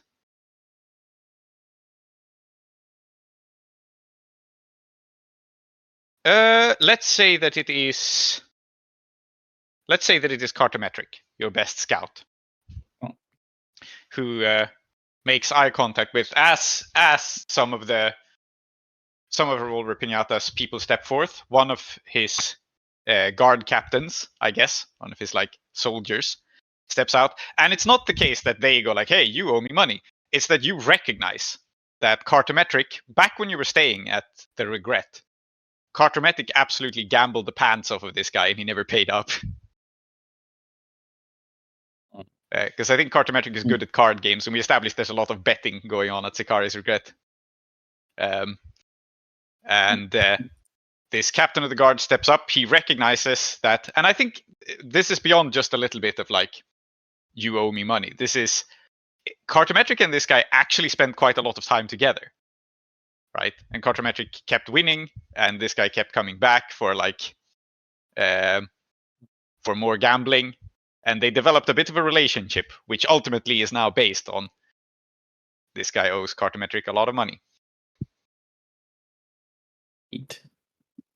And so as he steps forward, he sees this. He like recognizes your gang. We spend some time in the same place. And I think the thing this gives you here is that while he is the captain of Revolver Pinata's guard at the moment, he must be relatively new at this job, because this guy was just like a drifter who didn't have any money and hung out at the Regret.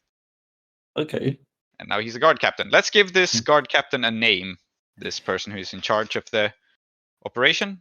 Yeah, I'll call him Gluten Roadhouse, because that's one of the names I've written down. Is his best friend Celiac? Yeah. Celiac gas station. Yes. I'm just sorry that Tree couldn't be here to hear this, because I know he would really enjoy it. Yes. So this is the rather tense situation. Like, both Thick as a Brick and Cartometric recognize friends-ish among these people. And Revolver Pinata is a little crowded around by like big scary warriors on all sides, some of which are his own, some of which are Lady Iskandaric, and some of which are Tar-Minotaur. And kind of rubs his hands together and goes, yes, well, this is drawing rather a lot of attention. Can we safely collect it ourselves? In fact, why don't you and your people come with me and you collect your payment, and my people go inside the house and collect what's mine? Yes? Yes, of course. Like I said, just in the basement, but Is being collected. What is being collected? Is there some way I can signal to Tar-Minotaur, please shut up and let me deal with this? You can attempt to do so. Okay. Yeah, I think it might be a reason with someone to do so. Like, the difficulty here is not persuading Tar-Minotaur, but communicating it. But I think reason with someone applies. Mm-hmm. Cool. Or perhaps would it be Tar-Minotaur reading Iskandaric in It could be return? Tar-Minotaur reading Iskandaric. That might be a more interesting way to frame it. Yes. Would you like that, Tar-Minotaur? No, I don't want to read Iskandaric. Okay, then Okay. roll cool to communicate this, and we'll see how it goes. Yeah. On a 10+, you communicate it perfectly clearly. On a 7 to 9, then basically Tar-Minotaur can request more information. On a miss, Alright. it goes poorly. Okay. It's a 10. Okay, so you do manage to clearly communicate this. Yes. So Tar-Minotaur, you can basically accept, let me deal with this, or you can openly refuse. But in that case, you are well aware that you are actually defying Iskandaric. So that's what's happening here. There is no room for misunderstanding. You either go, yes, you've got this, or you go, no, you don't got this, actually. Yeah. What do you do? I think Terminator just asks again, what is being exchanged? Bro. Do you not see me every time Revolver Pinata looks away me like doing my hand signals like I noticed that. I saw that. Yeah. Okay, so you are openly defying Iskandaric, Yes. then. I'm framing it this way. So you have Yes. been reasoned with, and you have just gone like, no. What's happening? Yeah, okay.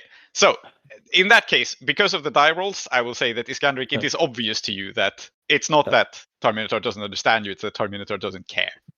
All right.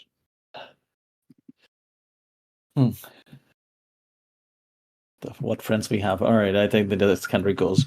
What we're dealing with has been made very clear, and we all know is that I'm exchanging a monster for cash and medicine. And she turns to Revolver Pinata, to continue the conversation and goes, but there are some, like, we've heard that there's some, sketchy characters in the neighborhood, right? I think it's for the best if we, you come with you on the train. I think you could use the extra few guns. You say this to Revolver? Uh-huh. Yeah. He goes, yes, that's all well and good, but the train won't stay here forever, so we are on the clock. Yes, of course. Very so- well. You are Then you purchasing a monster? I ask Revolver Pinata. Yeah. So, the situation is tensing up here, I think, as you say this. And because I think this is not something that Revolver Pinata is happy to admit. And so, would you like to read Revolver Pinata in this situation? Is that a person you're interested in reading?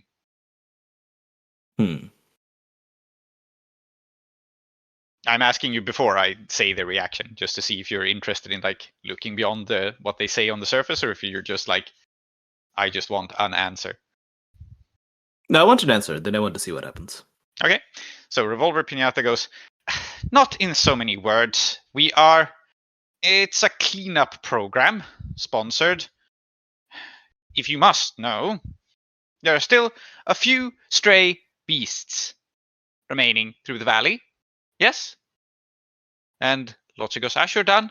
Wants them cleaned up. These people have done us a service in dealing with a dangerous beast. And they deserve a reward, don't you think?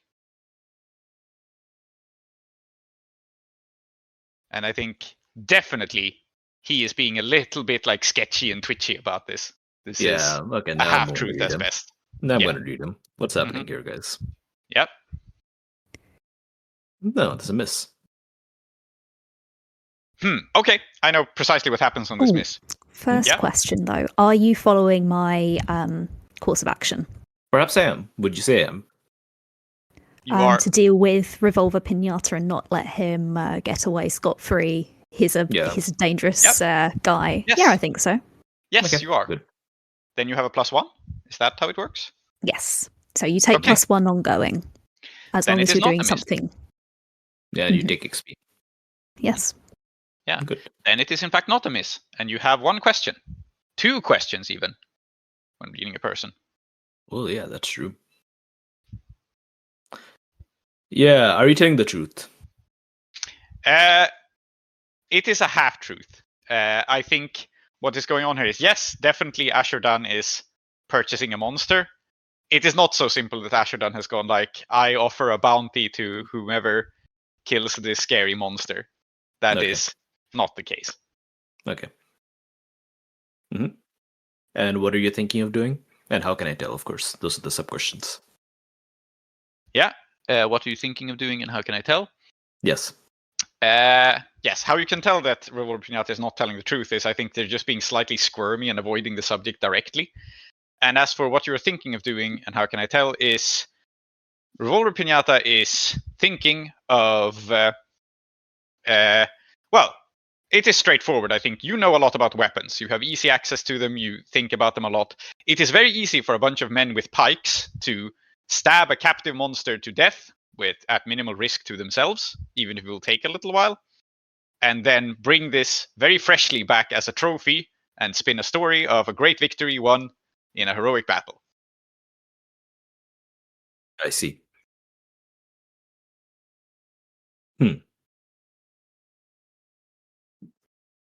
Okay, then I think I say, if the creature has been contained, then certainly those who have contained it deserve their bounty. Yes, that is what I am getting at. I am going to pay my friend here. Can we get on with it? You will not hurry me. You shall pay our friend. And then I shall supervise the killing of this monster. I think Revolver Pinata looks, very annoyed and upset at this. And Perfidelity, where are you in all of this? Are you standing at the back? Yeah, half step behind my master. Mm-hmm. Yes. So I think you, being slightly outside the station building, can see that the man with the cork hat, the corks on his hat, is now approaching. Like quite cautiously, but there's a lot of people around. There's the witnesses of the rail mall. He is stepping forth towards the situation, and he plans to say something to someone about what is... Well, he clearly has something to say, and he's clearly very afraid. Do you wish to do anything about this, or do you wish to just let him speak? I think if we can have a tiny flashback, because I didn't want to say it because I didn't want you to hold up, but I think I would have mentioned there's a man here with a strange hat who I have seen before and wishes to communicate something to me. Yeah. Just to let you know about what else is happening. I wouldn't deny you that information. Okay. So you know that this person wishes to speak with Tar-Minotaur. Now may not be the best time, but he is choosing to do it at this time. All right, yeah. I think that Perfidelity is going to step into his way. Go, I'm afraid my master is not available right now to speak to anybody, but if I could take a message? And shoots a very, very winning smile. Yeah. Oh, right. It's just that me and my people were ambushed by bandits who smashed the radio, and they're still in there. He says kind of awkwardly. Okay. And they're still in there, and you're dealing with... So you were the one to capture the monster that's underneath the station and keep it here in a very populated area when the rail mall comes to it, and endanger the folk here in pursuit of what? A bounty. Well, because the knight told us to do it. Innit? He says, kind of like half parsing that you're accusing him of a crime, but just following orders. Look, and I think she puts a hand on his shoulder and goes, I think at this point it might be best to accept that those bandits, they're the ones dealing with the monster right now. Do you really think you can deal with a monster and the bandits, and also try and convince that man over there that you captured it all at once. I think at the moment it might be best if you live to fight another day. Doubtless your friend is dead already. I think he's frazzled enough that there's not necessarily a move here. Would you like to make a move? Would you just like to play this out? I think I am going to make a move here. And Yeah. I think it is, again, reasoning with somebody Okay. that I'm telling him, don't make a scene, just go on, live your life. Yep. And I think the extra sting in the tail, which means that this might not be just something he goes along with here, is go back to your life. You're not getting anything here. You're not this isn't going to buy you anything. Yep. Just All right. straight up. Not promising anything in return. Yeah. Let's see it. So I have two cool now because I took an advance. I've got plus psi, and I think I am following through on my situation that this is straight up helping Iskandaric Sure. right here, right now, who is my best bet at getting Revolver Yeah. Pinata beholden to me. Yeah. Mhm. So you're rolling with a +3.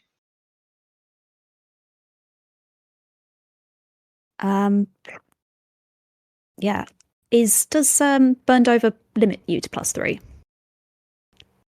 I don't know. Can you get it to Because- +4 somehow?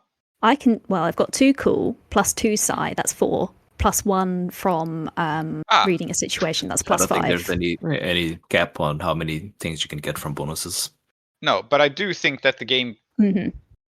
Yeah, I will say this: if it's a Snake Eyes, it's still a failure. I will rule it like that. How about that? That's fair. But you can roll with the full bonus. Yeah.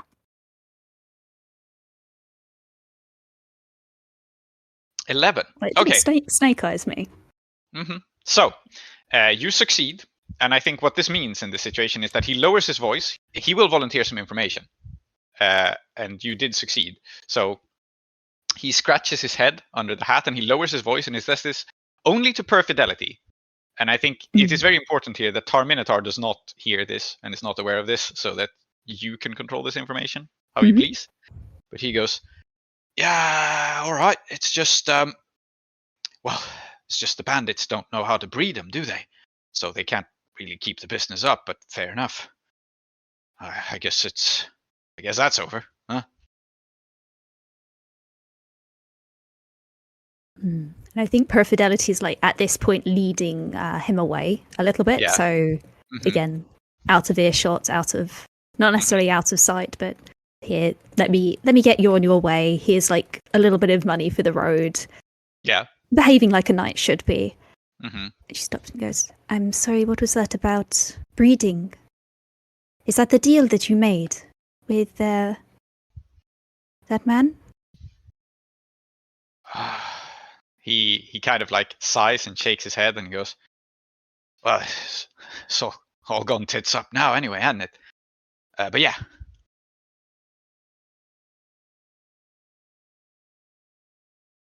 Right. Thank you for that information. I would recommend, that is a crime by the manner of the Old Republic. Order came from a knight, he says, and I think it's clear here. You don't have to read him. He really means this. He's like, knights tell you what to do. If you do it, that's legal. Right. So Ashodan is having you breed these things. Right. Thank you for the information. Right. Go on your way. And Okay. stay safe. Okay. He says, and yeah, I think, it's ordinarily he would not be this pliable, but because he's so shell-shocked after seeing 2 of his friends die and a bunch of raiders jump him and everything that's happened, he just docilely makes his way away, and he'll probably regret a lot of this later, but he doesn't know what to do, and he's very shocked and scared, so. Now, I think what I'd like to do here is I've got a radio. Mm-hmm. I've got a small one that I've been working on, and what I wanted to do here was compare it and do some bits with Hack6 Radio. Mm-hmm. What I'd like to do is open my brain to I wonder, could I transmit this information somehow to the station's broken radio? Inside the... Yeah, that's what I'm thinking. Okay. You can start with opening your brain. It will not be the only thing. I think getting information of how you can transfer this information is the first step. Yes, because I think the open your brain is to interface with the psychic radio, as it were. Yes. And I think it'd be very funny to communicate via football broadcasts with Iskandaric about what this means. Because I don't think... Yeah, Iskandaric is relatively reasonable. I think. Here. So let's open my brain here. Very nice. So, you attempt to open up to the signals, and the fog lays heavy and thick around you, and you try to get some information about the broken radio inside. You try to get info to the other side. What you instead learn is that someone at the do not go there, at the basin, at the fount of evil, someone at the place where monsters is born, needs your help. It's in the basement.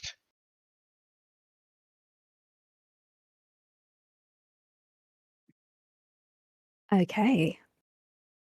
And I think I get this fuzzy impression of wounds on my body and aching from where the bars begin. Yes. And this horrible radio static. Oh, I think because this thing it's not domesticated, but it was bred there. Yeah. This fear and pain and worry. Yes. And I think it can hear as well. I think there's a modicum of intelligence there. I think Perfidelity cannot abide. Not abide this. I think she's going to storm back into the situation. And by storming, I mean limping on the crutch and go, so, what aren't you telling us, Revolver Pinata? That you wish... You do not merely wish to slay this creature to extract some bounty, no? There's something else to your game.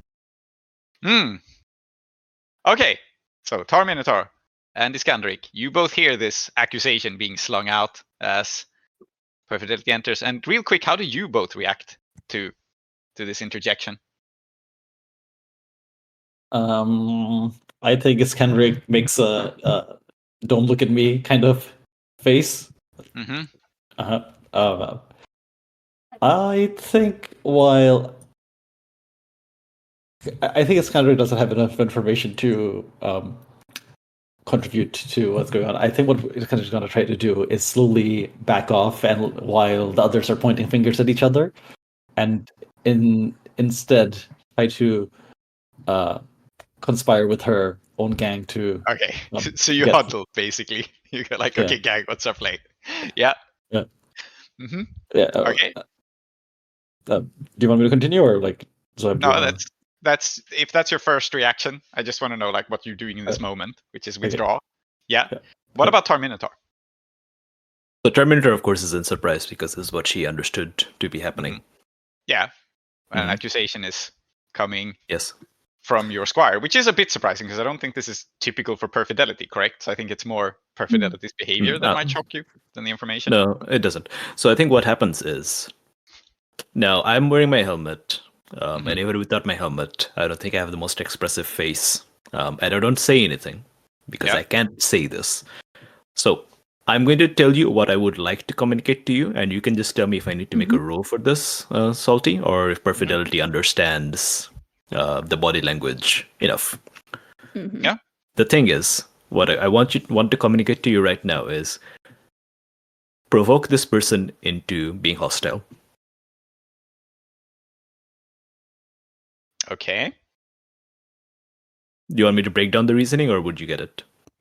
I think I think I understand because we've worked together, yes.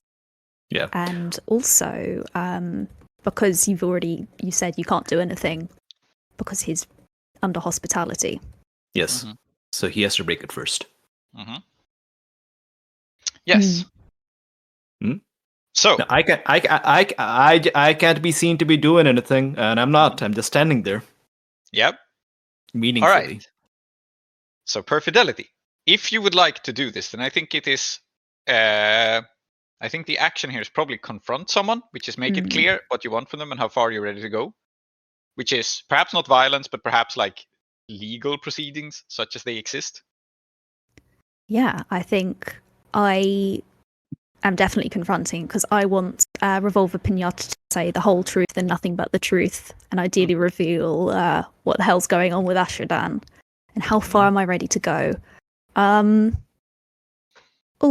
I think I'm ready to go far enough that I call out to Thick as a Brick that there's scary shit afoot, and Thick as a Brick is the most dumbass.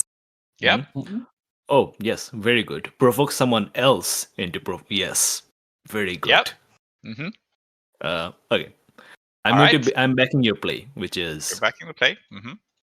Can I be? I'll just finish really quickly. I'd like to back the play by basically, can I be supporting you and giving you the presence and so on, like all of that, without being seen to be getting my own hands dirty? Does it make sense? Wow, I think selling out your own Yeah. choir, huh? How I am going to frame it, Tar-Minotaur here, is that I think that this is possible for you, but I think the consequence on a miss is that you do get your hands dirty.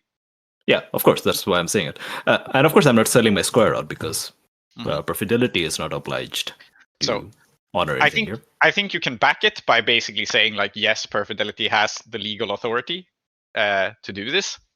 But I think if this goes wrong, you will be interpreted as having taken hostile action. Yeah, of course. That's fine. So basically, that's the entire thing. Like, sometimes you have to do this sort of... Sometimes there's things that you as the knight should be doing, but can't do because of, you know... Oh, no, don't worry. I completely get... I approve. Yep. Yeah. Just making it clear that... okay. Yeah. So basically, am I implicated? Yes. It's an 8. Interesting. It's an 8. So decide whether you proceed and what it will cost you. Yeah, I think what it'll cost you here is that if you want to help Perfidelity's play, then you must accuse Revolver Pinata of something. Then I will, which is essentially, I'll say... You're monster breeding. I think I'll just say... You are under the protection of our host, Kid Gloves. And that is the only thing that prevents me from gunning you down. Okay, yeah. I think this can be construed as a threat. Yes. I think you fulfill the conditions. So yeah. I'm not going to do it. I'm not gunning you down, but I would. Just so we're clear. All right. What benefit gives you a would you like to give Perfidelity? +1? Yep. Yeah. Okay. Yeah, nice and simple. So I'm rolling with a -1 to this. I don't think I'm following the information I learnt from reading a situation. No. Unless, because Lady Iskandaric is making it clear that this is not what she wants to happen. This is not helpful. Cool.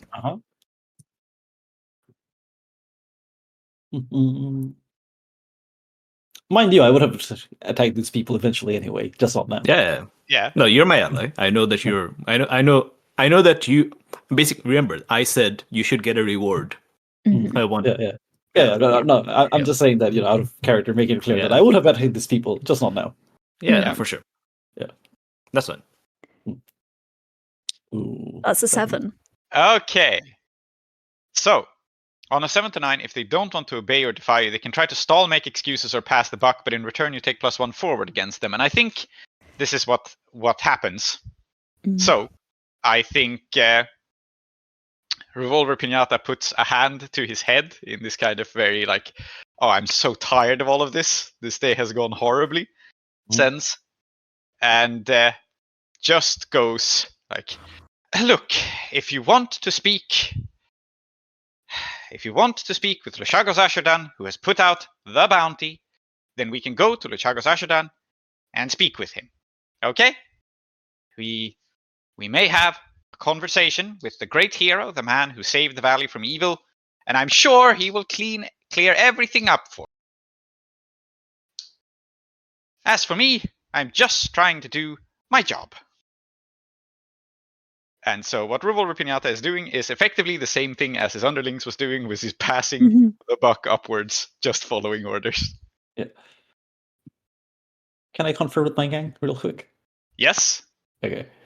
I think we're in a little huddle, and I say to my guys, I said, "All right, I'm going to level with you lads. I'm not entirely sure what's going on, but I can sense that an opportunity fell into our laps. But Tin Can here is probably going to mess things up. Now, I need one of you, very, very quietly, go downstairs, pick up one of the eggs, just put it in your pack, come back up. All right?" Yeah. Okay. This will happen. I don't think you need to roll for this. The gang will retrieve a monster egg. Who is it? Who? I think the person. When speed is of the essence, Yeah, I have it's just the Speed guy. Frick. Yeah. So Speed Frick sneaks off down the stairs, hidden behind your great crowd of people. So it's very easy to do. He's going to scoop up an egg and take it gingerly into his backpack. And this is happening. Yes. And meanwhile, I mean, so the situation here is that Revolver Pinata is just trying to go down and do his job, as he says. And he is going to make his way towards the stairs and is expecting, like, you have time for Speed Freak to smuggle away this egg, but after that, he is expecting that you will let his people with the pikes past into the basement so that they can do their job.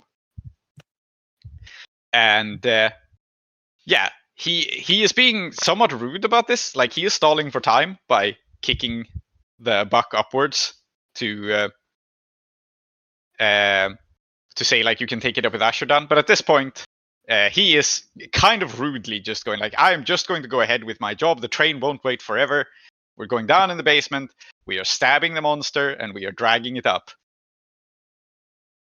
Yes. And so basically there are two things going on. Revolver Pinata is stalling on answering any questions, but is just going to very rudely, like, cut off this conversation and go ahead with what he was trying to do at this point. And will, and crucially, this might matter for a purpose of what counts as a violation of honor, will not suffer any further questioning from Tar-Minotaur and Perfidelity. Will just be like, take it up with the boss. Bye. Ooh, I think as he brushes past Perfidelity, she taps the crest of honor, that it shows him as Asherdan's man. Yeah. Goes, you are his man right now. You cannot pass the book up to him. You represent his honor. Answer it. Well, what do you want me to answer? Exactly. You have asked these men who were once here before the middlemen came out to breed monsters. Or at least your man, the man who owns you, has. Mm-hmm. What answer you? Is this some scheme, some false? Fill the valley with owe evil you no and answers iniquity. whatsoever. He cuts you off. And I think that's what he says. Like, I owe you no answers whatsoever. Interrupting you very angrily. And then physically shoves you aside. Or tries to.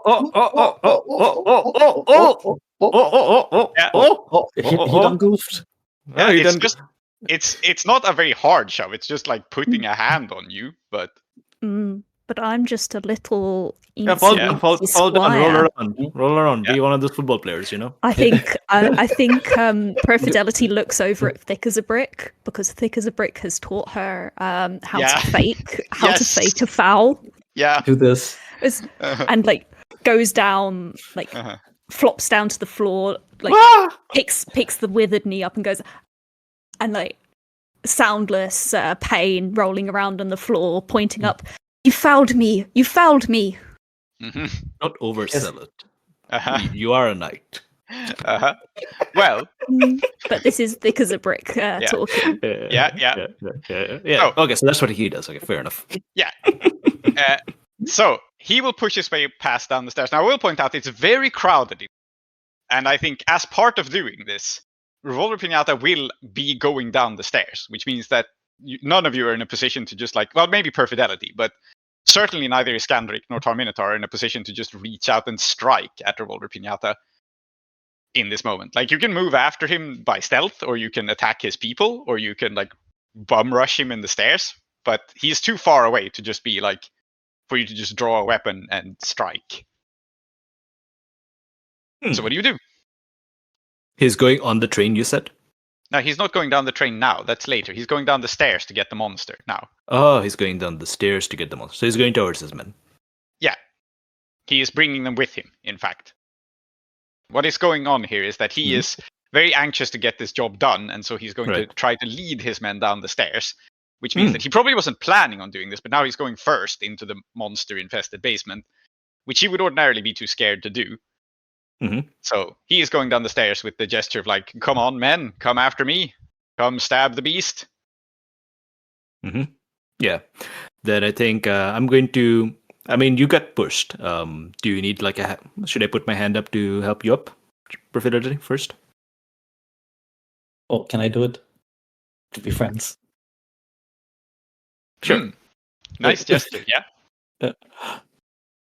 Yeah, I think it's kind of does it, but does it wordlessly because it's still scoping out which way this is going to go.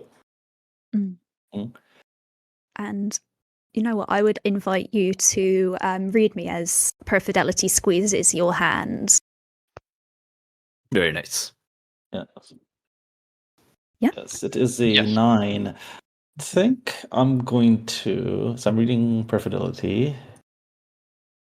Well, I mean, the obvious one is, what are you thinking of doing?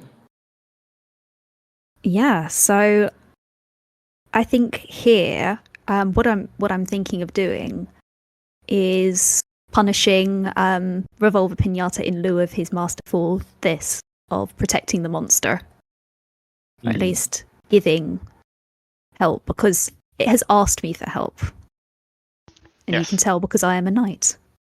There's this just kind of haze behind Perfidelity's eyes. Ooh. All right. So the monster called out to you to punish it? Is that what you said? Yeah. The monster did call out to Perfidelity because Perfidelity help, said at the beginning of the session that someone from the place of monsters needs to speak with you, and this is how I'm interpreting it. I hope everyone is cool I with see. that. Okay. This is what Salty requested. Very I have good. delivered it. So Okay. Now it'll be interesting to see what Perfidelity thinks of the fact that Iskandaric is taking one of these eggs, but maybe we'll kick the can down. We'll cross that bridge when we come to it. So, what do you want me to do? What are you hoping I'll want to do in this situation? Oh, turn on Revolver Pinata. You don't have to free the monster or anything like that. Turn on Revolver Pinata and help me punish him. He's broken hospitality. He's shoved me. Yeah.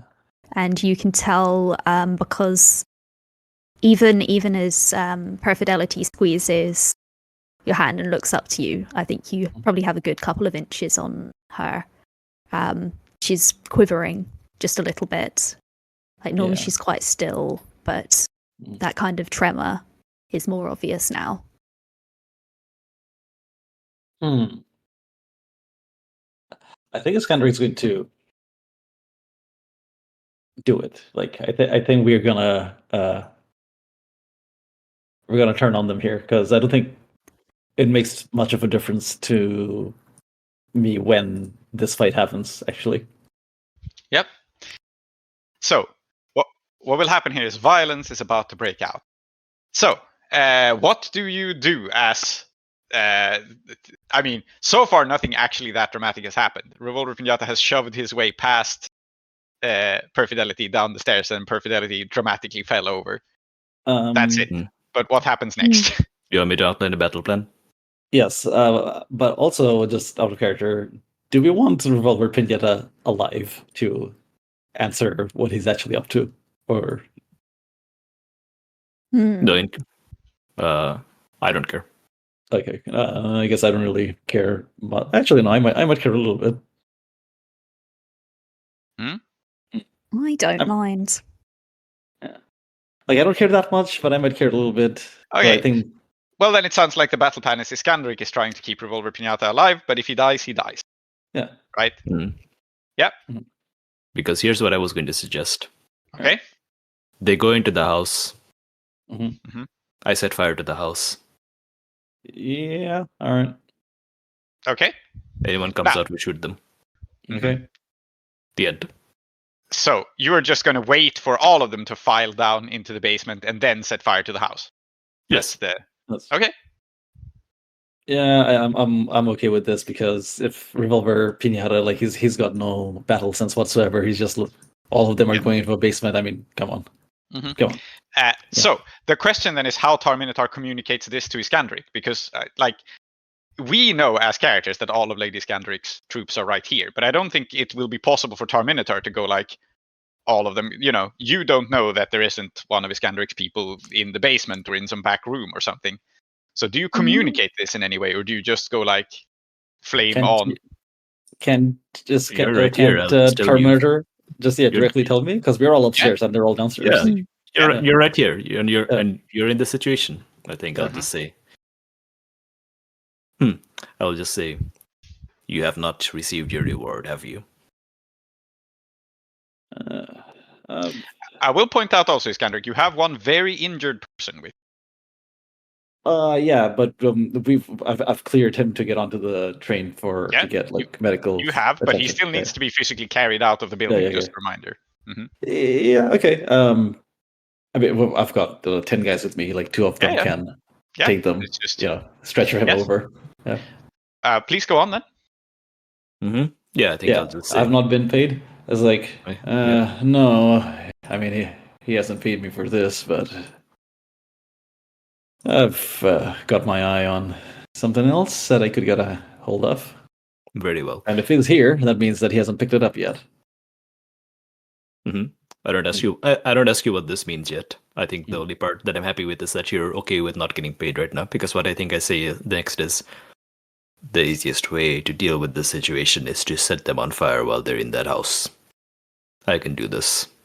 You don't want to ask Pinata what he's been up to? He is breeding monsters for Usher Dunn, and he is cornering the market for Usher Dunn. Okay, suppose you know more than me. Yes. I will set fire to the house. And then, well, Perfidelity and I could handle it from there, but there is no need for us to do it when we can do it all together. If any of them run out and do not surrender. Well, my boys are getting a little antsy. I think an easy win would do them some good. Good. All right, boys. You heard her? Just everyone out on the platform. Guns pointed at the door. Yeah, and I'm assuming Mike Squire has no problems with this. I'm also aware, by the way, Perfidelity, that you want to save this monster, but that's also going to die if we do this. Right? Yes. So that's me. I'm aware of this as Zoheb, not as Tar-Minotaur. Right?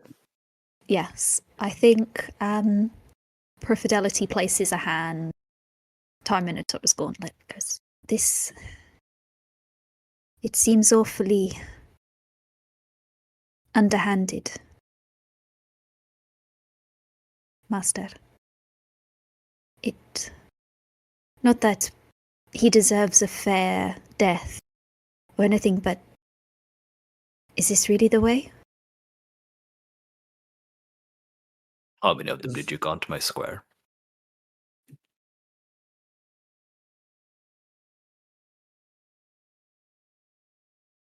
Actually, I don't even know what the actual answer to that is. I'm just Is I'm Perfidelity asking. saying this just to save the monster, or because you're actually I uneasy think, with? yeah, I think the- Perfidelity is uneasy with this plan. Yeah, Okay. that's fine. But this is an actual question. Hmm. How many people went in? I'm assuming like more than 24. Yeah, I imagine this gang, because they're dealing with a monster, you know, Mhm. they haven't brought an entire army, but I imagine the pikeman squad to be somewhat on par with At least a the score, right? demons. Score of Yeah, people. Mhm. yeah. Yeah. I think so. The question was, how many did you see? And I think I'll just answer back. I'll just continue with this rhetorical question. I'll just answer by saying, it is not more honorable to face a large army of soldiers and risk your own life and the life of those you fight alongside when you can easily dispatch them.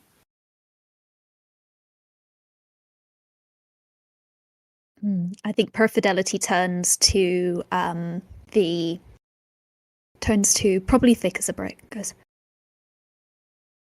I will execute the monster. It will be a slow bleeding out what they want to do to it. Can I have your rocket launcher? I promise I'll bring it back. And I think what I want to do here is I want to push down, kill this thing with the rocket launcher, and bait everybody back up. Probably while my master's burning down the house around me. But that's fine. I'm a knight. Okay, so you're going to go down in the basement, shoot the rocket launcher across the basement to the other side at the monster in the cage, and kill it instantly. That It is your wasn't plan. like a sort of like basements have those like coal hatches or whatever. There wasn't one of those, right? No, this is it's not really a basement. It is a pit dug out to breed monsters in. So it's not. Yeah. It was Okay, actually established that the station originally didn't have a basement at all, and this is all post-apocalyptic work. So Okay. No, I think perfectly. If you want to do it that way, then I'll go down the basement with you with my flamethrower. You can shoot your rocket launcher at the thing. We can set fire at them while they're there. No, we previously established that there is a big hole in the basement ceiling. Oh yeah, yes. I can shoot it from there. Yes, you can shoot it through the hole that thick as a brick made with an axe. That is true. Yeah. Now, Yeah. the question is, can you do? Now it starts to sound like it's difficult to pull off this plan without actually alerting them. So what I think I will have you do is I don't act care under about fire. alerting them. Yeah, fair enough. I think I want to just do it and execute from the top. Very good. Yeah. All right. Okay. Then I'm going to go in the building with you because I'm not going to set fire to a building with you in it. Okay. So you are going into the building, going up to the hole, and shooting a rocket launcher through it. Then we are coming to, because we can't let you kill everyone. We need to be there as well. Okay. Okay, so Perfidelity. How about you say what you want to do, and then we build it around that instead then? Yeah. Because I think like you're going inside the building. We can't be setting fire to a building. You're going inside. No, I That think makes sense. Perfidelity stands like in the doorway. Go, set fire to the building. They will not escape. And I think, I don't know if I need to reason with you or tell you, just go, this is what I want. I don't think there's any way you can persuade me to set fire to a building you're going inside. Iskandaric says, that's Perfidelity. Just shoot the rocket launcher, then come back out. Then we'll set the fire to the building. Okay. And Fires are scary. It's a house. You're going to die. I can't stretch. I can't like suspend my sense of disbelief enough to set fire to a building that my disabled squire is going to go inside. You know. Yeah, why are we making this so difficult? You go inside the building, you fire the rocket launcher through the hole, you walk back out because and you'll get out faster than them because they'll have had a rocket launcher fired at them, and then we set fire to the building. Yeah. Easy peasy, lemon squeezy. Don't worry, we've done this like hundreds of times. Yeah. At this point, Cartometric raises his hand and his goggles off his forehead, and he goes, "Boss, one of them owes me money." He just points this out that he knows one of the people inside. He's actually quite good friends with him, and he owes him money. I think Iskandaric will go. Are you serious? Now? Just pointing it out. Just pointing it All out. right. I'll be compensated, right? Come to me with your claim after we've dealt with this. And I think Perfidelity turns on her heel and is going to go crouch down and execute the beast. Okay. So here's what I'm going to spin this. I think that you are. I think that you are. Acting under fire, stick to your guns or hold it together under stress. Because I think this is a stressful situation. No matter how good a plan, you're going inside the building on a kind of rickety floor to shoot a rocket launcher through a hole. At there's a lot of things that could go wrong here. I don't think that it is something that requires strength, skill, great care, or patience or hard work. I think it's more of a stick to your guns or hold it together under stress. Yeah. Yep. That's cool. Okay, I will back your play by giving you covering fire. I've got my own years going. Okay. Sure. Start then by backing the play. Yeah, that's +1. AW +1. Okay, that's an 8. So, what it will cost you here, Tar-Minotaur, is I think that there is no way that you can hide what is going on from the people at the rail mall. Okay. There is no way that you can even slightly conceal this. You are willingly setting fire to a house that some passengers of the rail mall went inside. We'll explain that it's kosher afterwards. Sure, but I'm just pointing out that that's fine. That's fine. It will be completely obvious what has happened. This was no accident. Yep. Yeah. Cool. Perfidelity, I think you should take +1 armor in case this goes south. Okay. Do you think that's fair? Or would +1 to the rolls make more sense? Okay, cool. +1 armor it is. Yeah. Act under fire then. Yes. Sounds Not good. act in fire. I didn't let you do that.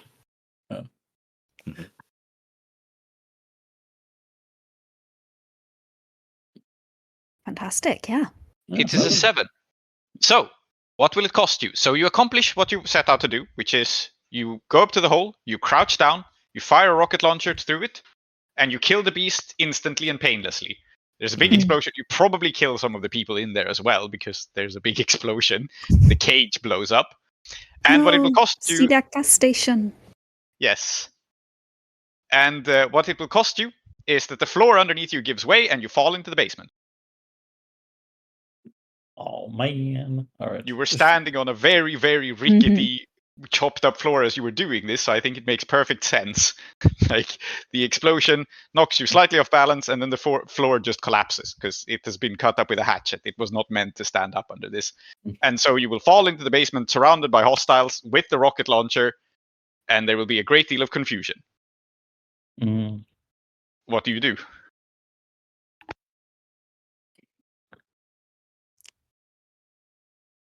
Oh, what do I do?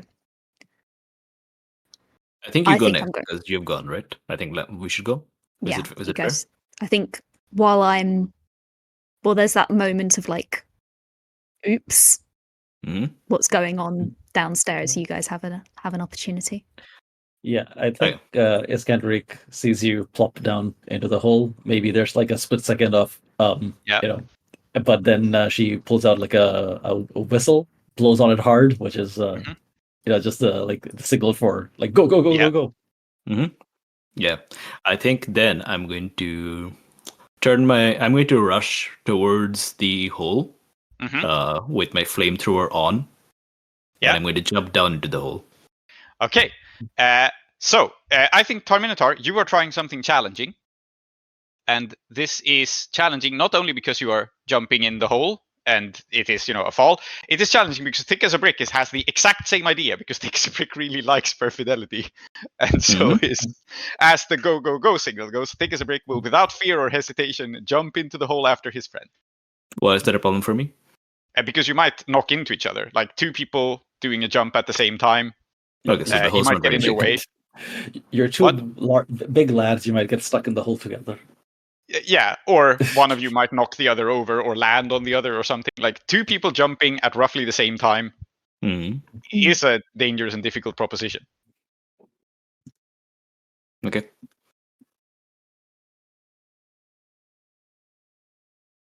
So, I think you are trying something challenging. Roll with aggro. Done. It is a So 9. Mm-hmm. So, ask the MC what it will cost and decide for yourself whether to go through with it. And yeah, I think what it will cost you here is that you will land on thick as a brick and hurt. If you'd missed, it would be the other way around. Now, you can pause and let him go in first. But if you just go in right away, then you guys basically tumble and fall on each other. You land on him, and you are wearing armor, so this will hurt. Or you take a moment and let him go in first and clear his way, but that will give the enemy some time to act. Yeah, I don't trust him. I'm going to go in first. Well, I'm going to go in together, and well, Yep. you know. Okay, so thick as a brick goes in the hole. Split second later, Tar-Minotaur goes in the hole, lands on thick as a brick, who takes some harm. Mhm. Probably 2 harm. This is quite nasty. That's not Mhm. instantly fatal, but it's the next one up for an Mhm. NPC. Mhm. So yeah, there is a very unpleasant crunch. Mhm. But you land on your feet. Yeah, good. Then I start flaming them, I guess. With Okay. the flamethrower. I don't know if that's already a roll, or we see what Iskandaric's up to. Yeah, Oh, Iskandaric. well, we're. I think we're not all like the how many people does Iskandaric have left? Like 9 or 10 of us. We're not all going to go down the hole. I think we're going to go in through the stairs. Or Yeah. maybe Iskandaric is about to jump in through the hole, sees what's going on, and then signal us, no, take the stairs. Yeah, that makes sense. So I think going down Yeah. the stairs is much safer, but you will arrive a moment later. So I will give Perfidelity and Tar-Minotaur a moment to go first. So Tar-Minotaur, you are opening fire, literally. Perfidelity, what are you doing as this is happening? Just to spotlight you for a quick second.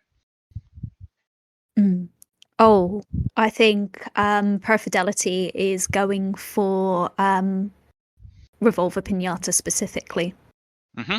with Phoenix Revolver. Okay, you are Firing just off shooting. a couple of shots. Yeah. Okay, so we have limited time, but start with Perfidelity. You were just attacking someone. I don't think you were doing battle because Roller Pinata is not in a position to actually counterattack you, and you are. Let's say that the people are not prioritizing you; they are prioritizing Tar-Minotaur. So you just roll attack. I think, however, Tar-Minotaur is doing battle. Is this a fair interpretation? That's fine. Yep, good. So start with Perfidelity rolling attack. Yep.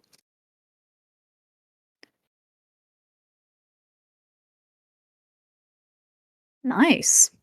Very So, nice. Inflict harm as established and choose 2. Inflict terrible harm, seize hold of something, get them out of your way, impress, frighten, or dismay them, or pin them down. I mean, I think so. This is 3 harm for the revolver. Yeah, if you inflict think- terrible harm, this will be an instant kill. So if Yeah. you go with that one, that's Mark just off. what happens. Yeah. Mark off the ammo. Yeah, I think. Oh. No, I think this is instant kill from Perfidelity. So I'm going to choose inflict terrible harm. And I think I fight past him. Yep. Get them out of your way. Into the relative safety of the red demons. They trundle past. Makes sense. So you fire the shot and scramble past them. I don't think this is very elegant because you just fell down a hole, but you draw the gun, you shoot Revolver Pinata in the heart. I think that's where your shot lands, like in the chest. He falls over backwards in great surprise. Yeah, it goes through the business card. Yes, very good. You rush towards the stair where the red demons are coming to back you up, and then Tar-Minotaur, you are doing battle against. I mean, it's a gang. I'm not going to say that all 20 of them are fighting you because some of them are dead and they're extremely disorganized. So you're in effect, you're probably only fighting like 4 or 5 people. Okay. But you are fighting 4 or 5 people, so they will take +1 harm, +1 armor for their. That is still how it works, yes. For outnumbering someone. Yep. Are you backing my play, Iskandaric? I guess so, because I'm here and do that first. Then. Just me bursting in should distract them from you, right? Okay, so rolling HX. Yes.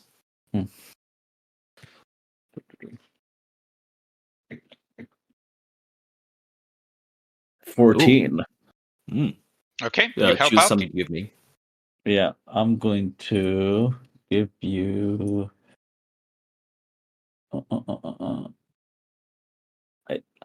Maybe you get +1 armor. Makes sense. Sure.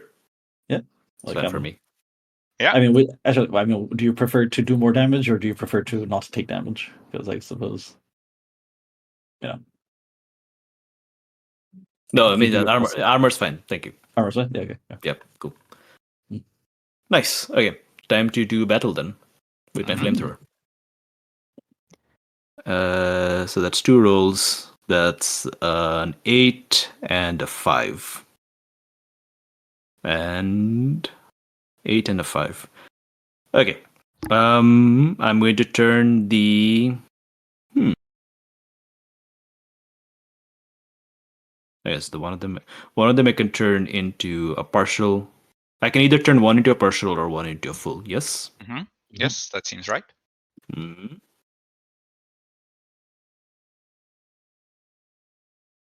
How much harm am I looking at taking? So they do 2 harm with their spears, but then they do 1 more because they are a big gang.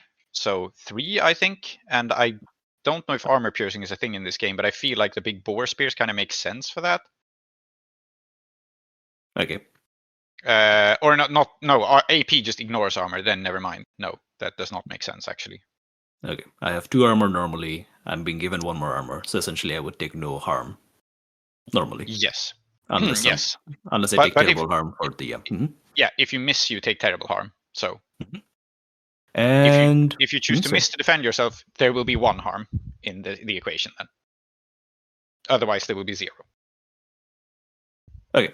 Then what I'm going to do is I'm going to choose to make my okay. Attack someone is at an 8. Mm-hmm. And act under fire is at 7. Is it fair? Okay. Yes. So you will take the full harm, and thanks to the aid from Lady Iskandaric, who's I think just makes some people peel away here and not fight you. You take 0 harm, but you still make the harm move. But we'll save that for later. First, let's resolve your attack. Yeah, okay. So I am doing environmental harm. Mm-hmm. Yes. 1 environmental harm, fire, harness, close, messy. Fire means it sticks. It's messy because that's what it is. Environmental harm will cause this building, I think. Let's establish this because we haven't actually seen environment harm before. Mm-hmm. Give me a quick second.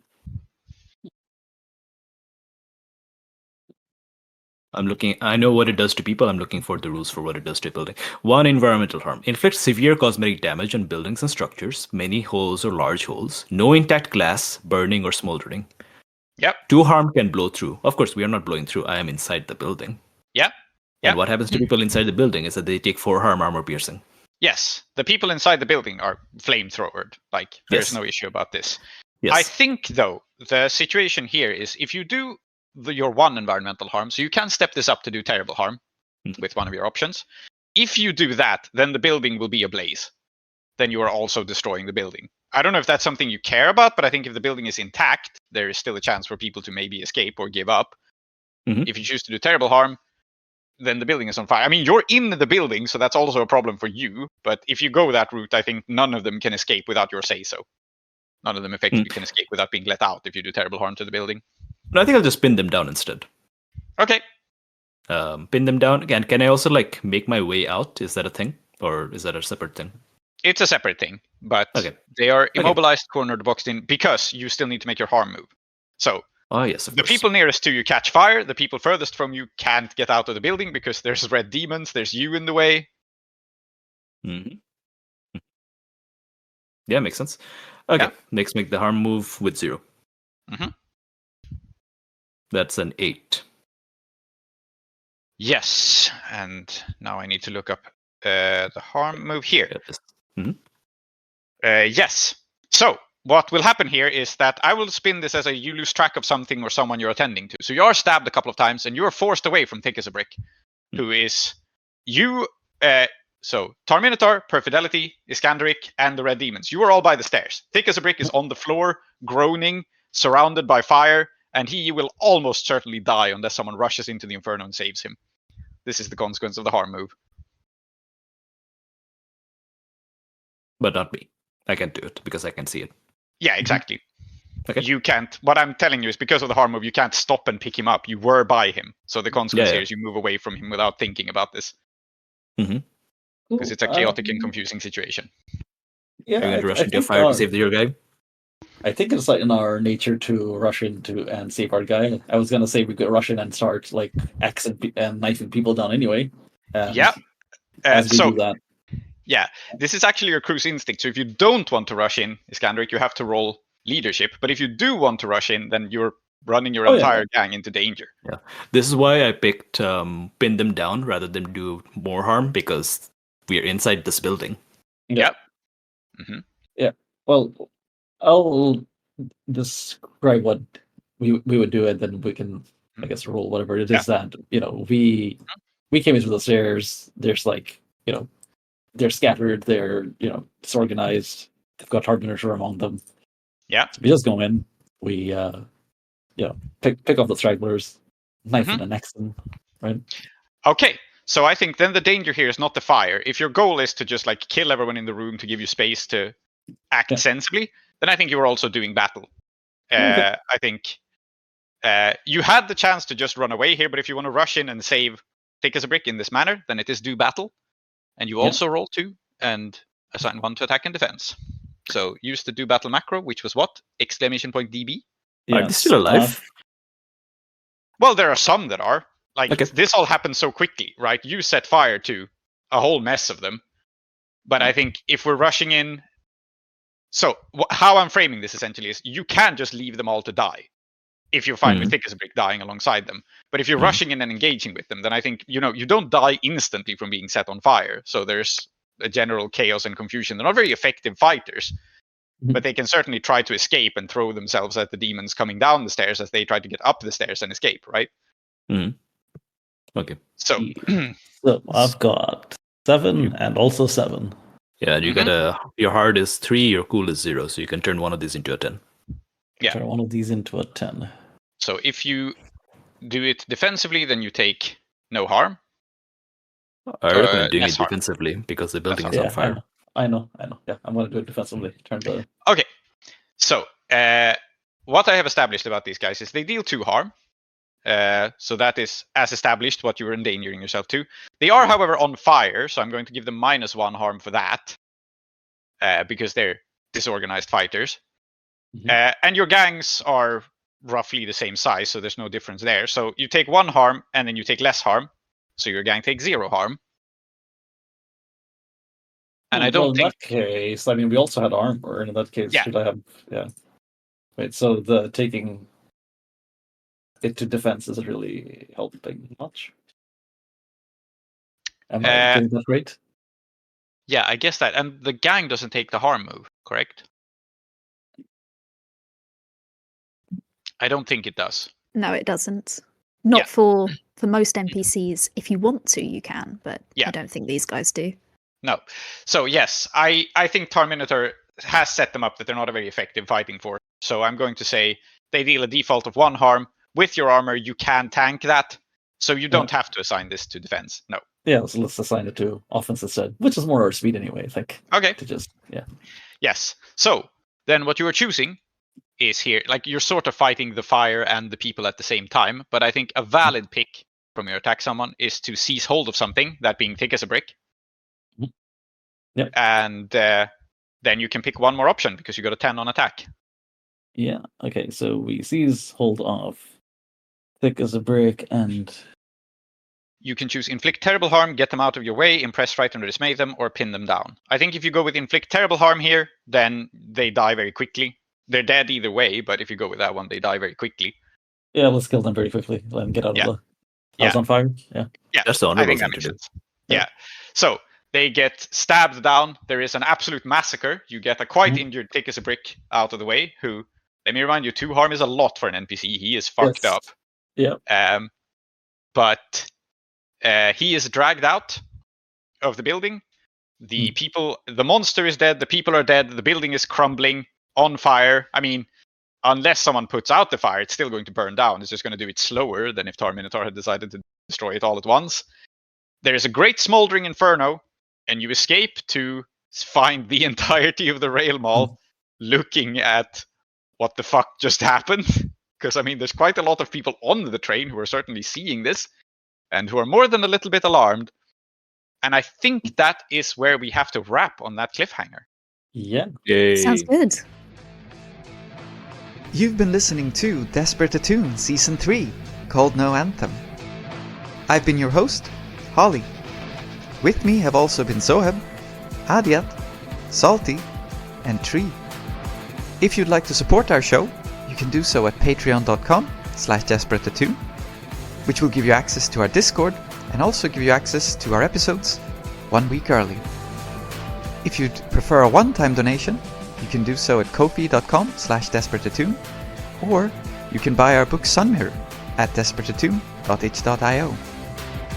The intro music is Steady Now by Waterflame, and the outro music is Ready Now, also by Waterflame. Our logo design is by Fahim, Anzoom, Rumman. Thank you for listening to Desperate Attune, and we hope to see you again next episode.